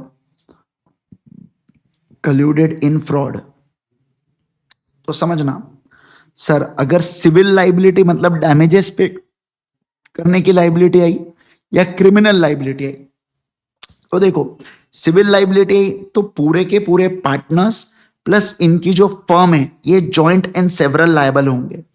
joint plus several का मतलब होता है सारे के सारे लोग लायबल होंगे यहां पर अपने पर्सनल इसमें, ठीक है? ओके, इसका मतलब ये डैमेजेस अगर पे करना है ना तो सारे पार्टनर्स मिलके डैमेजेस को पे करेंगे।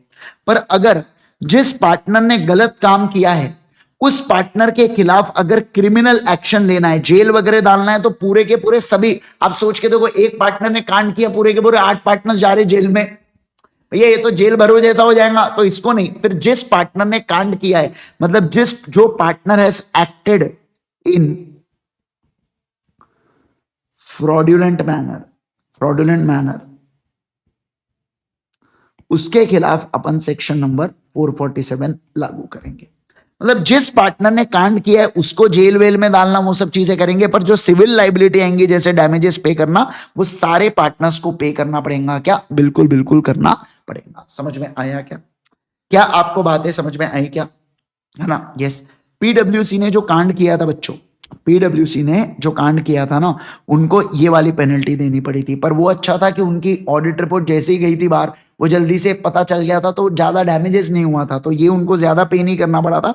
बट ये सारी चीजें हुई थी क्या? बिल्कुल। और उनके आई थिंक सो ऑफिसर, मेरे हिसाब से ये वाली पेनल्टी लगी थी, जेल वेल में नहीं गया था शायद कोई ऑडिटर उनका, एग्जैक्टली मुझे याद भी नहीं है ये वाली चीज का।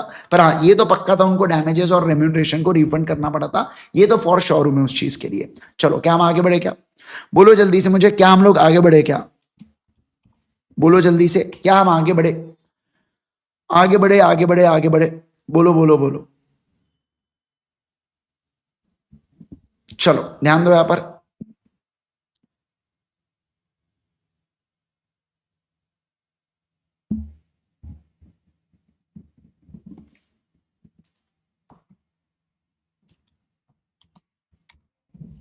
Let's go. आ जाओ किताब के अंदर, पढ़ लो बेटा, किताब के अंदर ये वाली चीज है, पढ़ो जल्दी जल्दी, किताब के अंदर ये वाली चीज है,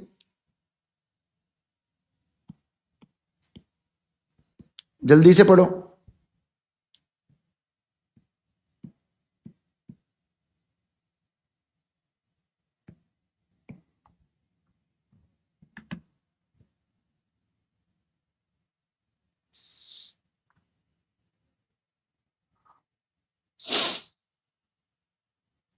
आपको पीडब्ल्यूसी स्कैम बताना है ना, सत्यम स्कैम जो पीडब्ल्यूसी ने किया था। 2008 एक मिनट रुको, मैं आपके लिए एक परफेक्ट वाला, एकदम अच्छा वाला वीडियो ढूंढता हूं मैं आपके लिए, वो अपन देखेंगे अभी, जिसमें पीडब्ल्यूसी को 2 साल के लिए बैन किया था। चलो, पढ़ लिया आप लोगों ने इतना? देखो यहां तक आ जाओ आप। Refund of remuneration and payment of damages. देखो, when an auditor has been convicted under subsection 2, he shall be liable to refund the remuneration और damages पे करना पड़ेगा company, statutory bodies, authority, member, creditor, जिनको भी लॉस हुआ है incorrect या मिसलीडिंग स्टेटमेंट से, सर उनको अमाउंट को पे करना पड़ेगा। अगला, कॉन्ट्रावेंशन।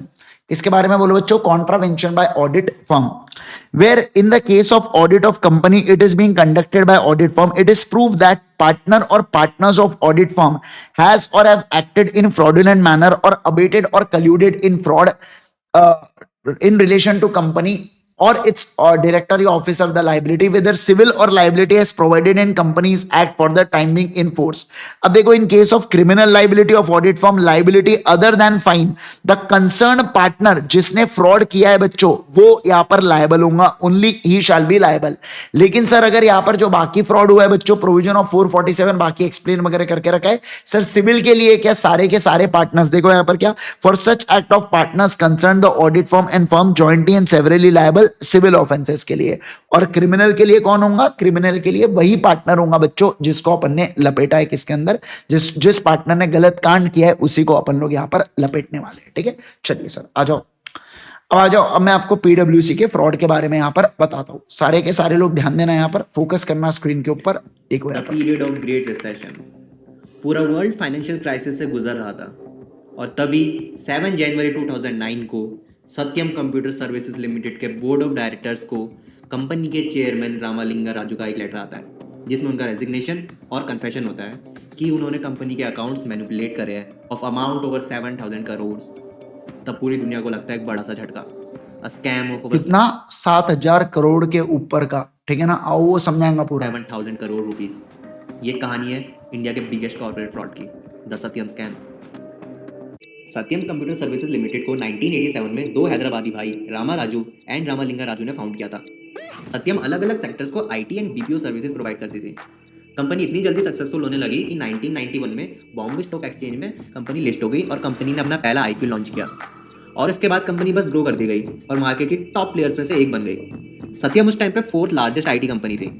सत्यम लोगों के लिए एक इंस्पिरेशन बनते जा रही थी। 2003 में कंपनी की वैल्यू अराउंड $1 बिलियन थी और 2008 में कंपनी ने 2 बिलियन का मार्क भी क्रॉस कर लिया।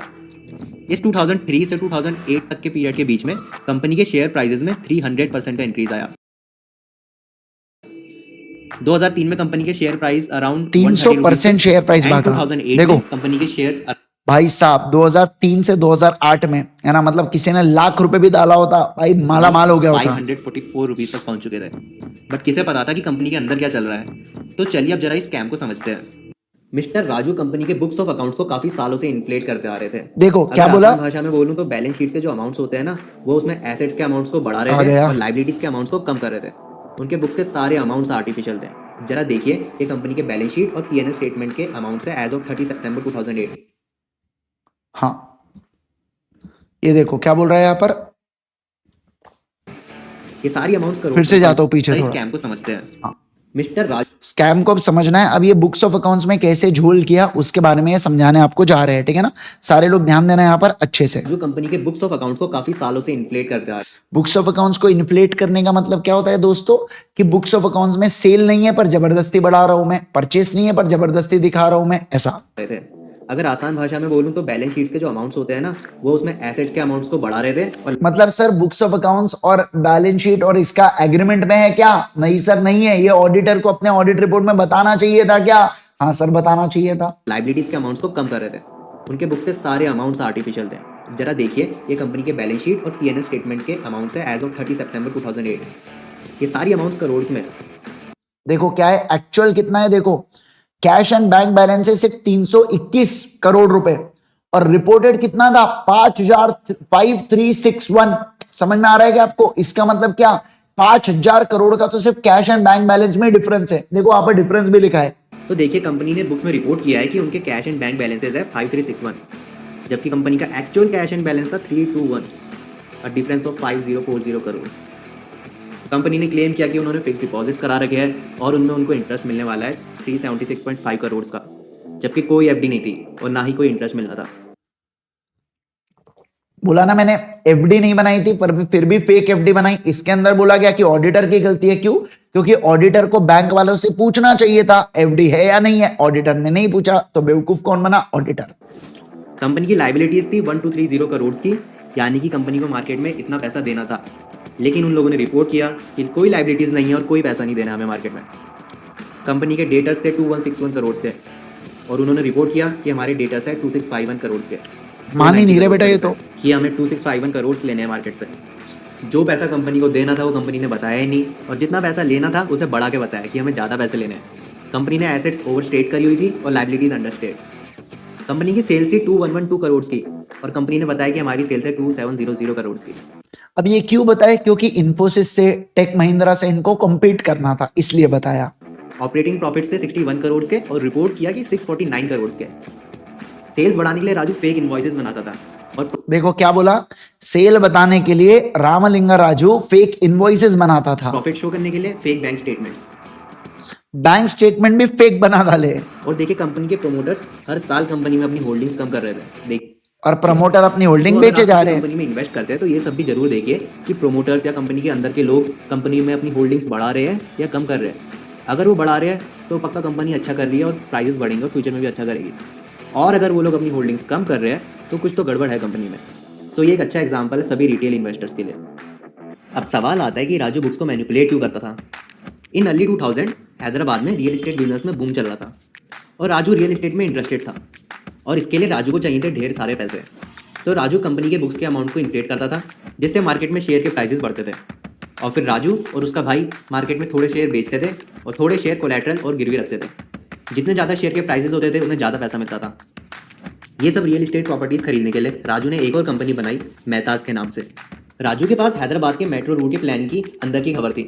उसे पूरा रूट पता था कि क्या मेट्रो रूट होगा और कहाँ से लेन जाएगी और राजू उस रूट के पास की सारी प्रॉपर्टीज़ खरीदने लगा, ये सोचकर कि जब मेट्रो लाइन बन जाएगी तो प्रॉपर्टी के प्राइसेस बढ़ जाएंगे और फिर राजू उन प्रॉपर्टीज़ को बेच देगा और जो प्रॉफिट मिलेगा उनसे कंपनी के जो अमाउंट इन्फ्लेट करता आ रहा था उस गैप को फिल कर देगा। लेकिन अनफॉर्चुनेटली 2008 के रिसेशन की वजह से रियल एस्टेट सेक्टर बुरी तरह से इफेक्ट हुआ और राजू का प्लान फेल हो गया और इतने साल तक भाई एक चीज ध्यान रखना, अगर राजू का ये जो प्लान है, रामलिंगा राजू का अगर प्लान सक्सेसफुल हो जाता तो वो असेट्स को बेचता, बेच के पैसे आते, पैसे आके वो कंपनी में डाल देता, तो जितना भी वो झोल झाल कर रहा है सब कुछ मैनेज हो जाता और रामलिंगा राजू इंडिया का सबसे रिचेस्ट आदमी बन जाता। इस चीज का ध्यान रखना, अगर सब कुछ प्लान के हिसाब से सही जा रहा होता तो। बट रिसेशन के कारण बेचारा ऐसी तैसी हो गई, नहीं तो आज मुकेश अंबानी की जगह अपने को एग्जाम्पल रामलिंगा राजू का लेना पड़ता क्लासेस में। बुक्स के अमाउंट इन्फ्लेट करने से अमाउंट का गैप बहुत बड़ा हो गया था कि वो फिल करना मुश्किल हो गया था। लेकिन राजू के दिमाग में एक प्लान आया, एक लास्ट होप। प्लान ये था कि सत्यम मेहताज को एक्वायर कर लेगी, जो कि राजू की कंपनी थी, जिससे पूरा गैप फिल हो जाएगा। नए फाइनेंशियल्स में ये शो कर देंगे कि वो सारा कैश मेहताज को खरीदने में यूज़ हो गया। लेकिन शेयर होल्डर्स ने इस डिसीजन को अपोज कर दिया और राजू की आखिरी उम्मीद भी खत्म हो गई। अब कोई रास्ता नहीं था राजू के पास, तो राजू ने हार मान ली और वो कन्फेशन लेटर इशू कर दिया, जिसके बाद राजू का अरेस्ट कर लिया गया और कंपनी के शेयर के प्राइसेस 544 रुपीज़ से 10-11 रुपये तक आ गए। फिर इंक्वायरी हुई और सीबीआई को ये भी पता चला कि राजू ने 13,000 फेक एम्प्लॉयज़ के रिकॉर्ड्स भी बना रखे थे। मतलब कंपनी में सिर्फ 40,000 एम्प्लॉयज़ थे और राजू ने बुक्स में दिखाया था कि कंपनी में 53,000 एम्प्लॉयज़ है और राजू उन 13,000 एम्प्लॉयज़ की सैलरी हर महीने लेता था, जिसका अमाउंट था अराउंड 20 करोड़ रुपीज़। 20 करोड़ हर महीने राजू के पास जाते थे। फिर गवर्नमेंट ने सत्यम के लिए नए बोर्ड मेंबर्स को अपॉइंट किया ताकि कंपनी को कोलैप्स होने से बचाया जा सके और फिर बिडिंग्स हुई और टेक महिंद्रा ने सत्यम को खरीद लिया। 2015 में राजू और उसके भाई और 7 और लोगों को 7 साल की सजा सुनाई गई और राजू और उसके भाई पर 5.5 करोड़ रुपीज़ ईच का फाइन इम्पोज किया गया और उनके सिबलिंग्स और 7 अदर्स पर 50 लाख रुपीज़ ईच की पेनल्टी इम्पोज की गई और सत्यम के ऑडिटर्स यानी कि पीडब्ल्यूसी को 45 करोड़ की पेनल्टी इम्पोज की गई। कितना? पीडब्ल्यूसी को कितनी पेनल्टी है? 45 करोड़ रुपीस। ठीक है, आओ। एंड पीडब्ल्यूसी का लाइसेंस टेम्पररी रिवोक कर लिया गया 2 साल के लिए। बट सवाल ये आता है कि राजू इतने सालों तक अमाउंट्स इन्फ्लेट कर रहा था और कंपनी के इंटरनल और एक्सटर्नल ऑडिटर्स पीडब्ल्यूसी को पता भी नहीं चला। क्या इतनी लापरवाह एक बिग 4 फर्म? ऑलमोस्ट 9 ईयर से फेक बिल्स बनाए जा रहे थे, फेक बैंक स्टेटमेंट्स बनाई जा रही थी, तो ऑडिटर्स भी इसमें मिले हुए थे, पक्की बात है वो तो। क्योंकि बाद में ये भी पता चला कि सत्यम पीडब्ल्यूसी को सर्विसेज के लिए दुगनी फीस पे करता था compare to market fees. Market fees से डबल फीस, पैसों का चक्कर बाबू भैया। पीडब्ल्यूसी 9 साल में फ्रॉड डिटेक्ट नहीं कर पाई और मैरिल लिंच यानी कि बैंक ऑफ अमेरिका ने सिर्फ 10 दिन में फ्रॉड डिस्कवर कर लिया था। वो बताओ, बैंक ऑफ अमेरिका ने 10 दिन में as a fraud। Part of their due diligence. So क्या ये बोला? था इंडिया का biggest corporate fraud, over 7,000 crore. लेकिन फिर भी इतनी कम सजा मिली और इतनी कम पेनल्टी। इससे ज़्यादा तो उसका एक महीने का खर्चा होता होगा ना। मुस्कुराइए आप। मजे ले रहा है अभी ये जो है ना, मजे ले रहा है भाई, जो भी है ये खतरनाक बोल दिया उसने, पेनल्टी कम लगी बोले।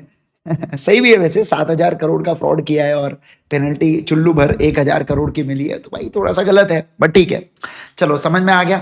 क्या आपको ये बात है एब्सोल्युटली क्लियर कि क्यों पीडब्ल्यूसी को बैन किया था, क्यों क्या गड़बड़ हुई थी करके? क्या आपको ये बात है एब्सोल्युटली क्लियर? ठीक है, अब देखो, जब अपन ने इतनी सारी चीजें पढ़ ली है ना, तो उसको वो केस स्टडी को पढ़ के कितना मजा आता है, क्योंकि अपने को चीजें पता है ना कि क्या प्रोविजंस है, क्या है ऑडिटर की, क्या जिम्मेदारी है, क्या नहीं है, क्या पावर्स है। इन सब चीजों को पता होने के बाद जब हम इसको पढ़ रहे हैं तो भाई इसको पढ़ने में मजा अलग आता है फिर। ठीक है, यस, चलिए, क्या हम आगे बढ़े? क्या हम आगे बढ़े? क्या मुझे नहीं पता भाई, जिंदा है नहीं है, मेरे हिसाब से तो होना ही चाहिए, जेल में होगा, लेकिन जो भी होगा, है ना। चलो, क्या हम आगे बढ़े नेक्स्ट वाले पॉइंट के ऊपर? बोलो बोलो बोलो बोलो बोलो बोलो। नहीं नहीं, ऐसा कोई ये नहीं है बच्चों, हर साल ऑडिट फीस तो बढ़ती है, 10% 15% का स्टेक बढ़ता है, पर जो मार्केट में ऑडिट फीस है उससे अगर वो डबल चार्ज कर रहा है और ये दे भी रहे तो भैया there is something fishy, no, कुछ तो गड़बड़ है ना राजा जी, ऐसा इनका कहना है। ठीक है, चलिए सर, आ जाओ आगे बढ़ेंगे। आइए, अब मैं आपके साथ बात करूंगा सेक्शन नंबर 148 के बारे में। अब मैं आपको मजे की बात बता दूं, सेक्शन नंबर 148 पहला इतना था सिलेबस में, आप ये समझो पहले इतना सिलेबस में था। मई 25 से मतलब लगभग 1 साल हो जाएगा, अभी 9 महीने तो हो ही चुके अभी तक, इन्होंने सिलेबस को इतना कर दिया है, मतलब इतना सारा सिलेबस था कॉस्ट ऑडिट का, बट अब इन्होंने इसको बहुत ही कम कर दिया है और बहुत ही बेसिक बात है आपको अब आपके सिलेबस के अंदर है, सेक्शन नंबर 148 के अंदर। ठीक है ना, बहुत ही पहले इसको पढ़ाने में 1-1 घंटा जाता था, पूरा एक लेक्चर लग रहा है बेटा, और अब इसको 10-15 मिनट मुश्किल से लगने वाले हैं, और वो भी नहीं, और उसके बाद कॉस्ट ऑडिट खत्म तो आपका चैप्टर भी खत्म। ठीक है, चलिए सर, आ जाएंगे सेक्शन नंबर 148 के ऊपर। सारे के सारे लोग ध्यान देना, फोकस करना स्क्रीन के ऊपर। Let's get started. देखो section number 148, section number 148, section number 148, final में है क्या? नहीं, फाइनल में भी नहीं है, फाइनल में भी नहीं है। यही तो मजे, क्योंकि इनका क्या कहना है, समझो बात को। कॉस्ट ऑडिट किसके लिए एप्लीकेबल होता है? कॉस्ट ऑडिटर के लिए। तो चार्टर्ड अकाउंटेंट को सिर्फ इतना पता होना चाहिए कि कॉस्ट ऑडिट एप्लीकेबल हो रहा है क्या, और अगर एप्लीकेबल हो रहा है तो उस केस के अंदर कंपनी ने कराया है क्या। बाकी मुझे क्या पंचायत अंदर की अंदर में क्या करेंगे क्या नहीं करेंगे कॉस्ट ऑडिटर, ये मुझे क्या लेना देना। इसलिए आईसीएआई ने इसके सिलेबस को कम कर दिया है। समझ में आया क्या? ये सीडब्ल्यूए वालों का काम है। क्या काम है बोलो? ये सीडब्ल्यूए वाले, जो सीएमए सीडब्ल्यूए जिन्हें बोलते हैं ना अपन, कॉस्ट एंड मैनेजमेंट अकाउंटेंट या कॉस्ट एंड वर्क्स अकाउंटेंट, वो इस प्रकार का कॉस्ट ऑडिट करते हैं। चार्टर्ड अकाउंटेंट नहीं करते हैं। कौन करते हैं बोलो? सीडब्ल्यूए वाले कॉस्ट ऑडिट को करते हैं। ठीक है, आइए दोस्तों पढ़ेंगे एकदम बढ़िया से, ध्यान देना यहां पर, सुनना। हेडिंग डालेंगे section number 148, section number 148, 148, central government to specify audit of items of cost, audit of items of cost in respect of certain companies. In respect of certain companies. In respect of certain companies. ठीक है, आइए, मतलब क्या, central government ने यहां पर specify कर दिया है आइटम्स ऑफ कॉस्ट। क्या कहा बोलो? आइटम्स ऑफ ऑडिट, ऑडिट करवाना पड़ेगा आपको किस चीज का? कॉस्ट रिकॉर्ड्स का। आइटम्स ऑफ कॉस्ट का मतलब होता है, जैसे फॉर एग्जांपल के लिए मुझे अगर ये बॉटल बनाना है बच्चों, तो बॉटल में क्या क्या खर्चा होगा? ये स्ट्रक्चर बनाने का खर्चा होगा, ये ढक्कन बनाने का खर्चा होगा, इसके अंदर कुछ मीटर होता है बच्चों जिसके कारण टेम्परेचर रेगुलेट करता है, तो इसका खर्चा होगा। समझ में आ रहा है आपको बात है? इसके मार्केटिंग करने का खर्चा होगा। तो इनका क्या कहना है कि जो प्रोडक्ट आप बनाते हो या जिस भी बिजनेस में आप डील करते हो उसमें आपकी कॉस्ट इन्वॉल्व होती है। तो जो आप कॉस्ट बना रहे हो ना, उस कॉस्ट, वो समझना, कॉस्ट, उसके लिए आपको कॉस्ट रिकॉर्ड्स को मेंटेन करना पड़ता है। जिन लोगों ने कॉस्टिंग पढ़ा है वो लोग जानते हैं कि कॉस्ट शीट बनाई जाती है, कॉस्ट रिकॉर्ड्स बनाए जाते हैं करके। बस उसी प्रकार से कुछ ऐसी कंपनीज होती है बच्चों जो production of goods and providing services के अंदर इन्वॉल्व है, तो उनको अपने कॉस्ट रिकॉर्ड्स को बनाना पड़ता है, जिसके अंदर वो बताते हैं कि हमारा कितना मटेरियल लगा, हमारा लेबर कितना लगा, हमारे ओवरहेड्स कितने लगे। ये सारी चीजों को वो कॉस्ट रिकॉर्ड्स के अंदर बताते हुए चलते हैं। जैसे मान लो एग्जाम्पल के लिए समझना, सुनो, जैसे कि अगर मैं बोलूं ये है बच्चों समोसा। क्या है बोलो? समोसा। समोसा नहीं लग रहा है पर मान लो ना भी समोसा है करके। अब ये समोसा है तो इसको बनाने का कुछ खर्चा आया होगा। इसके अंदर सर अब समझो ना, इसके अंदर कुछ मटेरियल लगाऊंगा। मटेरियल क्या लगाऊंगा? तेल लगाऊंगा बच्चों, castor oil.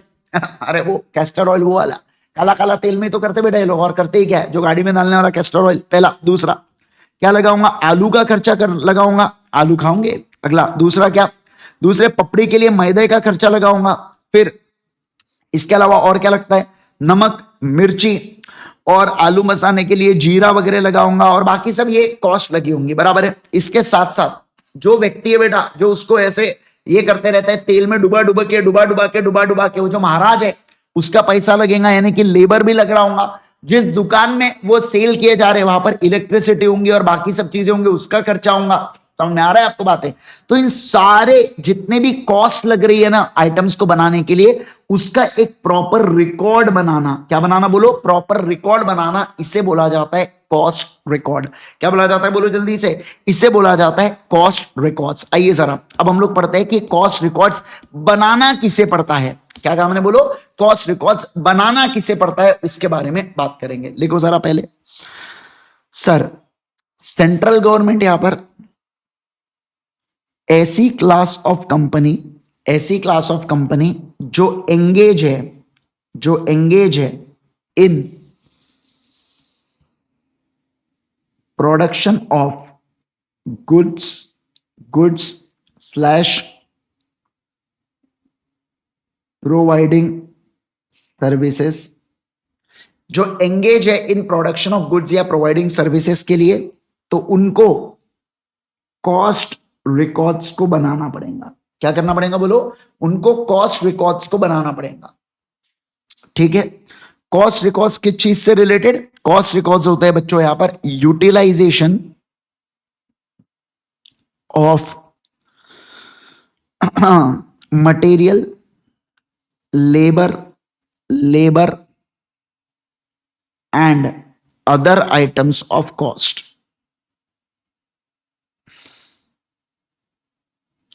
Material, labor and other items of cost. जैसे जैसे मैं ओवर कहता हूं, जैसे इलेक्ट्रिसिटी हो गया, फिर मान लो पेज के ऊपर देंगे ना, पेपर प्लेट देंगे, कोई कोई पेपर प्लेट भी नहीं देते गिदाड़े, वो क्या करते हैं न्यूज़पेपर का वो देता है ना, उसका आधा फाड़ेंगे, उसके ऊपर ही दही इमली चटनी ऐसा कच कच कच कच करके दे देंगे, ले बोले समोसे के साथ बढ़िया शाही भी जा रही है, आप बोले हाँ इमली की चटनी के टेस्ट क्या जबरदस्त है, वो इमली की चटनी नहीं, वो शाही है बेटा न्यूज़पेपर की, जो आप खा रहे हो मस्त, मजा आ रहा है, बोले पहले मजा बाद में सजा।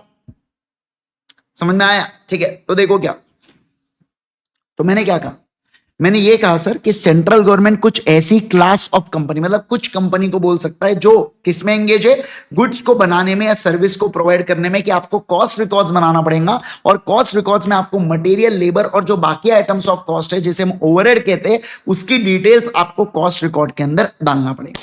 क्या करना पड़ेगा बोलो? जिसकी डिटेल्स आपको कॉस्ट रिकॉर्ड के अंदर डालना पड़ेगा। बराबर है क्या? ओके सर, चलो आ जाओ जल्दी से। अब मेंटेनेंस ऑफ कॉस्ट रिकॉर्ड, किन किन लोगों को कॉस्ट रिकॉर्ड्स बनाना पड़ता है? तो देखो, ऐसी क्लास ऑफ कंपनी, क्या कहा मैंने बोलो? मैंने क्या कहा? मैंने कहा ऐसी कंपनी जिसे बोला जाता है ऐसी class of company including foreign company. Foreign company का मतलब होता है ऐसी कंपनी जो बनती है इंडिया के बाहर पर धंधा डालती है इंडिया में। तो सर ऐसी क्लास ऑफ कंपनी, जो क्लास ऑफ कंपनीज को दो सेक्टर में इन्होंने बांट के रखा है, एक है बच्चों टेबल ए और एक है टेबल डी। टेबल ए के अंदर आता है रेगुलेटेड सेक्टर। क्या आता है बोलो बच्चों? Regulated sector. और टेबल बी के अंदर आता है नॉन रेगुलेटेड सेक्टर। क्या आता है बोलो जल्दी से? Non regulated sector. समझ में आया क्या? Non regulated sector. अच्छा, एक चीज ध्यान रखना कि इनके अंदर माइक्रो और स्मॉल कंपनीज नहीं आती, जो एज पर एमएसएमई एक्ट होता है ना, वो माइक्रो और स्मॉल कंपनी कभी भी, भली वो टेबल ए के काम करे टेबल बी के काम करे बच्चों, वो किसके अंदर नहीं आने वाली है? वो इस क्लास ऑफ कंपनी के अंदर नहीं आने वाली। जैसे फॉर एग्जांपल सीमेंट इंडस्ट्री जो है ना बच्चों, नॉन रेगुलेटेड सेक्टर के अंदर आती है। ठीक है। टेलीकॉम इंडस्ट्री बच्चों इसके अंदर आती है रेगुलेटेड में। स्टील इंडस्ट्री आती है रेगुलेटेड के अंदर। इसका मतलब क्या? मेरी अगर माइक्रो कंपनी है, भली स्टील का मैं काम करूं बच्चों, पर फिर भी मैं क्लास ऑफ कंपनी में आऊंगा क्या? ना मुन्ना ना, नहीं आऊंगा। सर हमें आप एक बात बता दो ना, रेगुलेटेड नॉन रेगुलेटेड के पूरे लिस्ट दे दो ना। नहीं है, क्योंकि आपके सिलेबस में नहीं है वो चीज। तो जो आपके सिलेबस में नहीं है वो पढ़ के क्या कर लोगे आप? मैंने आपको एग्जांपल दे दिया। नॉन रेगुलेटेड में शुगर इंडस्ट्री आती है, नॉन रेगुलेटेड के अंदर ये बाकी ऑयल वाली इंडस्ट्री आती है, पर यहां पर रेगुलेटेड के अंदर स्टील वाली इंडस्ट्री आती है, यहां पर सीमेंट वाली आती है। समझ में आ रहा है आपको बातें? तो ये सारी चीजें किसके अंदर आती है? रेगुलेटेड और नॉन रेगुलेटेड के अंदर आती है। Okay sir. डिफेंस वाली इंडस्ट्री आती है किसके अंदर बच्चों? रेगुलेटेड सेक्टर के अंदर आती है। तो सर क्वेश्चन में दिया होगा, अगर क्वेश्चन पूछा तो रेगुलेटेड नॉन रेगुलेटेड के बारे में दिया रहेगा आपको। ठीक है, ओके। खैर हमें उससे कोई लेना देना भी नहीं है, मैं ये भी बता दूं आपको, हमें कोई लेना देना नहीं है उससे। अब मैं आपको क्यों नहीं लेना देना ये बता दूंगा आपको। देखो सर, ऐसी क्लास ऑफ कंपनी, क्या कहा मैंने बोलो? ऐसी क्लास ऑफ कंपनी, ऐसी क्लास ऑफ कंपनी जिसके अंदर फॉरेन कंपनी भी आती है, अगर वो टेबल ए या टेबल बी की हो, बस ध्यान रखना माइक्रो स्मॉल वगैरह नहीं होनी चाहिए। अगर इनका ओवरऑल टर्नओवर, अगर इनका ओवरऑल टर्नओवर 35 करोड़ या उससे ज्यादा चले जाता है प्रीवियस फाइनेंशियल ईयर में, तो इस केस के अंदर मैं बोलूंगा इनको क्या करना पड़ेगा? इनको कॉस्ट रिकॉर्ड्स को मेंटेन करना पड़ेगा। अब सर ये ओवरऑल टर्नओवर का मतलब होता है पूरा टर्नओवर, चाहे आपका टेबल ए वाले प्रोडक्ट्स का टर्नओवर हो, टेबल बी वाले प्रोडक्ट्स का टर्नओवर हो, या आपके अदर का मतलब होता है टेबल सी, क्या नहीं, अदर मतलब टेबल ए और बी को छोड़ के बाकी प्रोडक्ट्स का टर्नओवर हो। सबको पकड़ के सबको पकड़ के सबको पकड़ के सबको पकड़ के अगर आपकी कंपनी का टर्नओवर 35 करोड़ या उससे ज्यादा है पिछले फाइनेंशियल ईयर में, तो आपको इस साल कॉस्ट रिकॉर्ड्स को मेंटेन करना पड़ेगा। अच्छा, सर मैं ऑल इन ऑल पूरा समझा रहा हूं, मुझे स्क्रीन के ऊपर ध्यान दीजिए, मुझे चाहिए ही नहीं आपकी तरफ से चार्ट, मैं देखूंगा ही नहीं चार्ट आपकी, आपके सारे डाउट क्लियर होंगे जब मैं आपको ये चीजें बताऊंगा, बस इधर सुनते हुए चलना। देखो क्या सर, ऐसी क्लास ऑफ कंपनी, उसमें फॉरेन को भी इंक्लूड कर लेना, जो टेबल ए या टेबल बी वाले प्रोडक्ट्स को बनाती होंगी, बस माइक्रो स्मॉल होंगी तो एक्सक्लूड कर देना, उनको बनाना पड़ेगा कॉस्ट रिकॉर्ड्स। कब? जब उनका टोटल टर्नओवर, चाहे table A product, table B या बाकियों को मिलके अगर 35 करोड़ या उससे ज्यादा है पिछले फाइनेंशियल ईयर में, तो इसका मतलब क्या हुआ दोस्तों, कॉस्ट रिकॉर्ड्स मेंटेन करना है। अब मुझे जरा एक बात बताओ, मैंने यहां पर माइक्रो और स्मॉल को मना किया, मतलब सर मीडियम इंडस्ट्री होंगी तो common sense which is very uncommon nowadays क्या कहता है कॉमन सेंस, कि सर ऑब्वियसली बात है अगर कोई मीडियम इंडस्ट्री होंगी तो वो इसके अंदर आती होंगी, अगर 35 करोड़ के ऊपर का टर्नओवर होगा तो रिकॉर्ड बनाना पड़ेगा, बराबर है ना, रिकॉर्ड बनाना पड़ेगा। और सर 35 करोड़ से कम होगा तो रिकॉर्ड नहीं बनाना पड़ेगा, रिकॉर्ड नहीं बनाना पड़ेगा। समझ में आ रहा है बातें मैं जो कह रहा हूं? अब चला चैट के अंदर बताओ मुझे, क्या आपको बात है एब्सोल्युटली क्लियर है जो मैं कह रहा हूं यहां पर? अरे मुझे घंटा फर्क नहीं पड़ता, तुम लिस्टेड हो अनलिस्टेड हो, तुम अस्तित्व तुम्हारा अभी हुआ है नहीं हुआ है, कोई फर्क नहीं। ये में इसमें से कोई भी कंडीशन अट्रैक्ट हुई, तुमको चुपचाप कॉस्ट रिकॉर्ड बनाना पड़ेगा। मैंने क्या लिस्टेड अनलिस्टेड की बात किया? क्या नहीं किया। हर एक कंपनी, प्राइवेट पब्लिक गवर्नमेंट कोई भी कंपनी हो, आपको बनाना पड़ेगा। डन? क्या आपको बात है एब्सोल्युटली क्लियर? यस, ओके, आ जाओ ध्यान दो। अब आपने कॉस्ट रिकॉर्ड्स बनाया, तो अब आपको यहां पर क्या करना पड़ेगा, अब रिकॉर्ड्स बना, ये तो सिर्फ रिकॉर्ड बनाना हुआ, रिकॉर्ड बनाने का मतलब क्या, वो बुक्स ऑफ अकाउंट्स बनाना जैसा हो गया।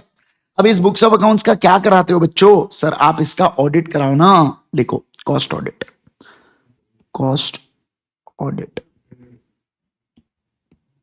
कॉस्ट ऑडिट, ध्यान देना यहां पर। सर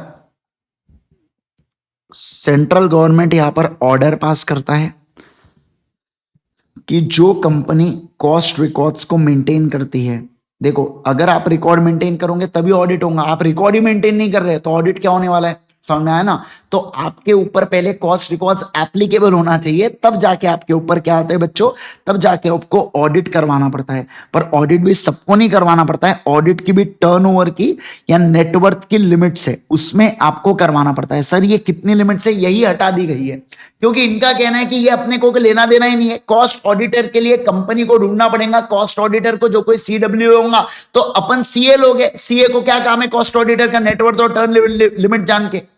फिर भी आपके मन में उत्सुकता थोड़ी सी होंगी, तो मैं बता दूं 25 करोड़ है रेगुलेटेड सेक्टर के लिए और 50 करोड़ है नॉन रेगुलेटेड सेक्टर के लिए। मतलब सर मेरा टर्नओवर अगर मान लो 35 करोड़ रुपए का है यहां पर, ठीक है, और मैं रेगुलेटेड सेक्टर की कैटेगरी के अंदर हूं, तो मुझे रिकॉर्ड्स बना के ऑडिट भी करवाना पड़ेगा। पर सर अगर मैं नॉन रेगुलेटेड सेक्टर को, मेरा टर्नओवर 35 करोड़ का ही है, तो उस केस में मैं सिर्फ रिकॉर्ड्स बनाऊंगा, ऑडिट नहीं बनाऊंगा। जस्ट एक्स्ट्रा जानकारी दिया, भूल जाओ, पर पता होना चाहिए आपको, इसलिए बता दिया मैंने। 25-50 की लिमिट है, रेगुलेटेड के लिए 25, नॉन रेगुलेटेड के लिए 50। ठीक है, आ जाओ अगला। अगला सर कौन बनेगा कॉस्ट ऑडिटर? तो सर आप सीडब्ल्यूए कह लो, अब सीएमए कह लो, ये क्या करेंगे बच्चों, ये बनेंगे कॉस्ट ऑडिटर। क्या बनेंगे बोलो? ये बनेंगे कॉस्ट ऑडिटर। ओके अगला। सर अगर ये लोग अपनी रिपोर्ट के अंदर कोई क्वालिफिकेशन देते हैं, कोई डिस्क्वालिफिकेशन देते हैं, सर इनके जो राइट होते हैं, इनके जो ड्यूटीज होते हैं, आपने सर बहुत पढ़ाया राइट ड्यूटीज 143 के अंदर 1 से लेके 12 तक बहुत सारी चीजें पढ़ाए सर आपने, ऑब्लिगेशन पढ़ाया, duty to report fraud. Sir ये सारी की सारी चीजें जो सीए के ऊपर एप्लीकेबल होती है ना, जो सेम एज ऑडिटर, मतलब क्या, जो सीए प्लस सीओपी वाले के ऊपर एप्लीकेबल हो रही है ना, वो सेम एज इट इज चीजें सीडब्ल्यूए वाले के ऊपर भी एप्लीकेबल होंगी। मतलब इनको भी फ्रॉड के बारे में रिपोर्टिंग करना है, इनको भी ड्यूटीज होती है, वो एबीसीडी वाली, लोन्स एंड एडवांसेस दिए तो prejudicial to the interest from company, book entry, sale किया कम प्राइस के अंदर, याद आ रहा है, डी से डिपॉजिट, ई से एक्सपेंसेस, एफ से फॉर कैश, वो सेम चीजें पूरी की पूरी as it is cost auditor को भी एप्लीकेबल होंगी। सर इनको पनिशमेंट, वो भी सीए का कॉपी कर दो ना, जब सब सीए का लपेट दिया है तो वो भी कर दो। पनिशमेंट भी इनको कौन सी लगेंगी? सेक्शन नंबर 147, मतलब ऑडिटर वाली लगेंगी यार। बस याद रखने के लिए आपको ऐसा बता रहा हूं मैं। समझ में आया क्या? क्या आपको बात समझ में आ रही है क्या? और यहां पर क्या होता है, यहां पर आपका सिलेबस कंप्लीट हो जाता है। सिलेबस मतलब ये चैप्टर का सिलेबस। आधे लोग डर गए तो बहुत बचाए बोले, चैप्टर ओवर। चलिए सर आ जाओ यहां पर, अगला देखो क्या, मेरे साथ पढ़ेंगे इस चीज को। मेरे साथ पढ़ेंगे इस चीज को, सारे के सारे लोग ध्यान दीजिएगा। यहाँ पर देखो क्या कह रहा है ये। सुनो, cost audit, cost audit, who shall prepare cost records. तो देखो, such class of company engaged in the production of goods या providing services as the case में be, direct that particulars relating to utilisation of material, labour and other items of cost shall be included in books of records kept under section 128। 128 के अंदर cost records भी अपन लोग include करते थे। अगला, central government before issuing such order in respect of class of companies concern regulatory body, जो special act के अंदर आई है, निफ्रा की बात कर रहे हैं बेटा। अगला ये देखो, for the purpose of subsection 1 of section 148 of rule 3, class of companies including foreign company engage in the production of goods and providing services specified in table A and table B. Table A is for regulated sector, table B is for non-regulated sector. Having an overall turnover, overall का मतलब क्या होता है? Table A product, table B product and other product of its product and service of rupees more than 35 crore during immediately PFI, तो इनको cost records को maintain करना पड़ेगा। इसको स्टार मार्क डाल के रख दो। अगला देखो, nothing content in the above rule shall be apply to micro and small company as per turnover criteria of MSME। देखो, एप्लीकेबिलिटी किसके ऊपर बच्चों? डोमेस्टिक या फॉरेन कंपनी जो यहाँ पर गुड्स को बना रहे हो। यहाँ पर टेबल ए टेबल बी के ओवरऑल लिमिट कितना है? 35 करोड़ की लिमिट है। अब देखो एग्जांपल की मदद से कॉस्ट रिकॉर्ड्स कहां पर बनाना पड़ेगा उसको समझेंगे। टेबल ए प्रोडक्ट 10 है, टेबल बी प्रोडक्ट 10 है, दोनों को मिला के 20 है, और अदर प्रोडक्ट 10 है, दोनों को मिलाएंगे तो टोटल टर्नओवर 30 है। मुझे बताइए, जब टोटल टर्नओवर 30 है तो कॉस्ट रिकॉर्ड्स नहीं बनाएंगे, 35 की लिमिट है, बराबर। ओके, अगला देखो, क्या इसी तरीके से आप यहां पर देखो, अगर सबको मिला के 35 के ऊपर है तो आपको बनाना पड़ेगा किसको? कॉस्ट रिकॉर्ड्स को। पर सर, आपके टेबल ए का टर्नओवर ही नहीं है, टेबल बी का टर्नओवर ही नहीं है, अदर का 40 करोड़ है, तू कॉस्ट रिकॉर्ड क्यों बनाओगे? भैया, कॉस्ट रिकॉर्ड तो एप्लीकेबल ही तब होगा जब आप टेबल ए टेबल बी बनाओगे। फिर वो बात अलग है कि रिकॉर्ड के लिए 35 करोड़ की लिमिट में सबको लेना है, समझा क्या? पर टेबल ए टेबल बी के प्रोडक्ट्स ही नहीं है तो उस केस के ऊपर आपके ऊपर तो 148 लगता ही नहीं है। आपको टच भी नहीं कर पा रहा है, तो टच हो रहा है क्या? 148 नहीं कर रहा है। टच कब करेगा? जब आप टेबल ए टेबल बी बनाओगे, और उसके बाद बोलेगा मारेंगे कब? जब आप 35 करोड़ के ऊपर का टर्नओवर करोगे। समझा क्या? हाँ सर, आ जाओ अगला, cost audit. If central government is of the opinion that it is necessary to do, it may direct that audit of cost records by such class of company as covered above and which net worth और turnover amount prescribe होगा, उनको यहाँ पर audit को करवाना पड़ेगा। Who can be cost auditor? तो sir, cost auditor को यहाँ पर कॉस्ट अकाउंटेंट ही बन सकता है कॉस्ट ऑडिटर। इलस्ट्रेशन यहाँ पर देके रखा है बच्चों। कैन प्रोफेशनल LLP जिसके अंदर CA और CMA पार्टनर्स है, क्या वो cost auditor as well as statutory auditor उसी को अपॉइंट कर सकते हैं क्या? नहीं कर सकते। जो स्टैट्यूटरी ऑडिटर बनता है वो कॉस्ट ऑडिटर नहीं बनता, जो कॉस्ट ऑडिटर बनता है वो स्टैट्यूटरी ऑडिटर नहीं बन सकता। इस चीज का ध्यान रखना, वैसा वर्षा ये आपको MCQ में पूछेंगे। ठीक है, आ जाओ अगला। अब ये आप ही पढ़ लो, अब ये आप ही पढ़ लो यार, ये मैं नहीं पढ़ा रहा हूं, ये आप ही पढ़ लो, ये पूरी चीज है। बस ये ध्यान रखना, जैसे CA के लिए स्टैंडर्ड्स ऑन ऑडिटिंग होते हैं, वैसे इनके लिए क्या होंगे? कॉस्ट ऑडिटिंग स्टैंडर्ड्स होंगे, जो ICWAI जो इनकी इंस्टीट्यूट है वो इशू करता है। बाकी देखो 148 से लेके वो सारे प्रोविजन सेम है। कॉन्ट्रावेंशन के लिए जो पेनल्टीज वगैरह है वो भी सेम है। क्या है बोलो बच्चों? सेम है। फटाफट देखो, जल्दी देखो।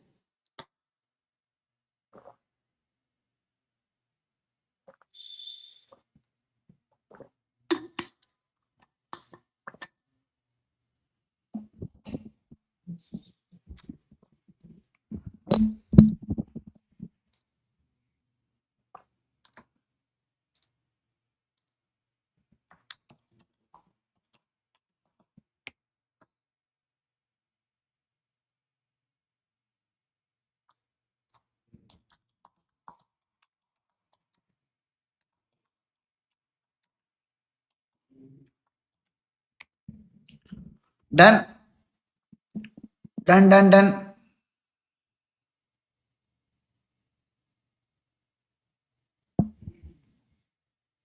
चलो, क्या आज के लिए करेंगे केवल और केवल इतना? यस गाइस, चलो दोस्तों, आज हमारा चैप्टर नंबर 10 के पूरे कॉन्सेप्ट्स होते हैं फिनिश। अब कल से हम लोग क्या करेंगे, कल हम लोग इसके क्वेश्चन एंड आंसर्स को देखेंगे एंड देन फिर उसके बाद मैं आपको चैप्टर नंबर 11 से स्टार्ट करूंगा, ठीक है। चलिए आज के लिए करेंगे केवल और केवल इतना। Thank you so much once again everyone, bye everyone, take care everyone. आज जल्दी छोड़ रहा हूं मैं आपको, बट ठीक है यार, चलता है, कोई बात नहीं। कल मैंने क्लास आपको रिकॉर्डिंग थोड़ी सी लंबी हो गई थी, पर वो मेरे पास ऑलरेडी स्टिच्ड थी तो मैंने इसलिए वो शेयर किया। और आप देख सकते हैं आज वैसे ही मेरे गला काफी पेन हो रहा है तो मैं थोड़ा जल्दी छोड़ देता हूँ, अदरवाइज मैं क्वेश्चन एंड आंसर चालू कर दिया होता, पर आज मेरे को ही पॉसिबल नहीं होगा, ठीक है। चलिए guys, thank you so much once again, bye bye everyone, take care everyone.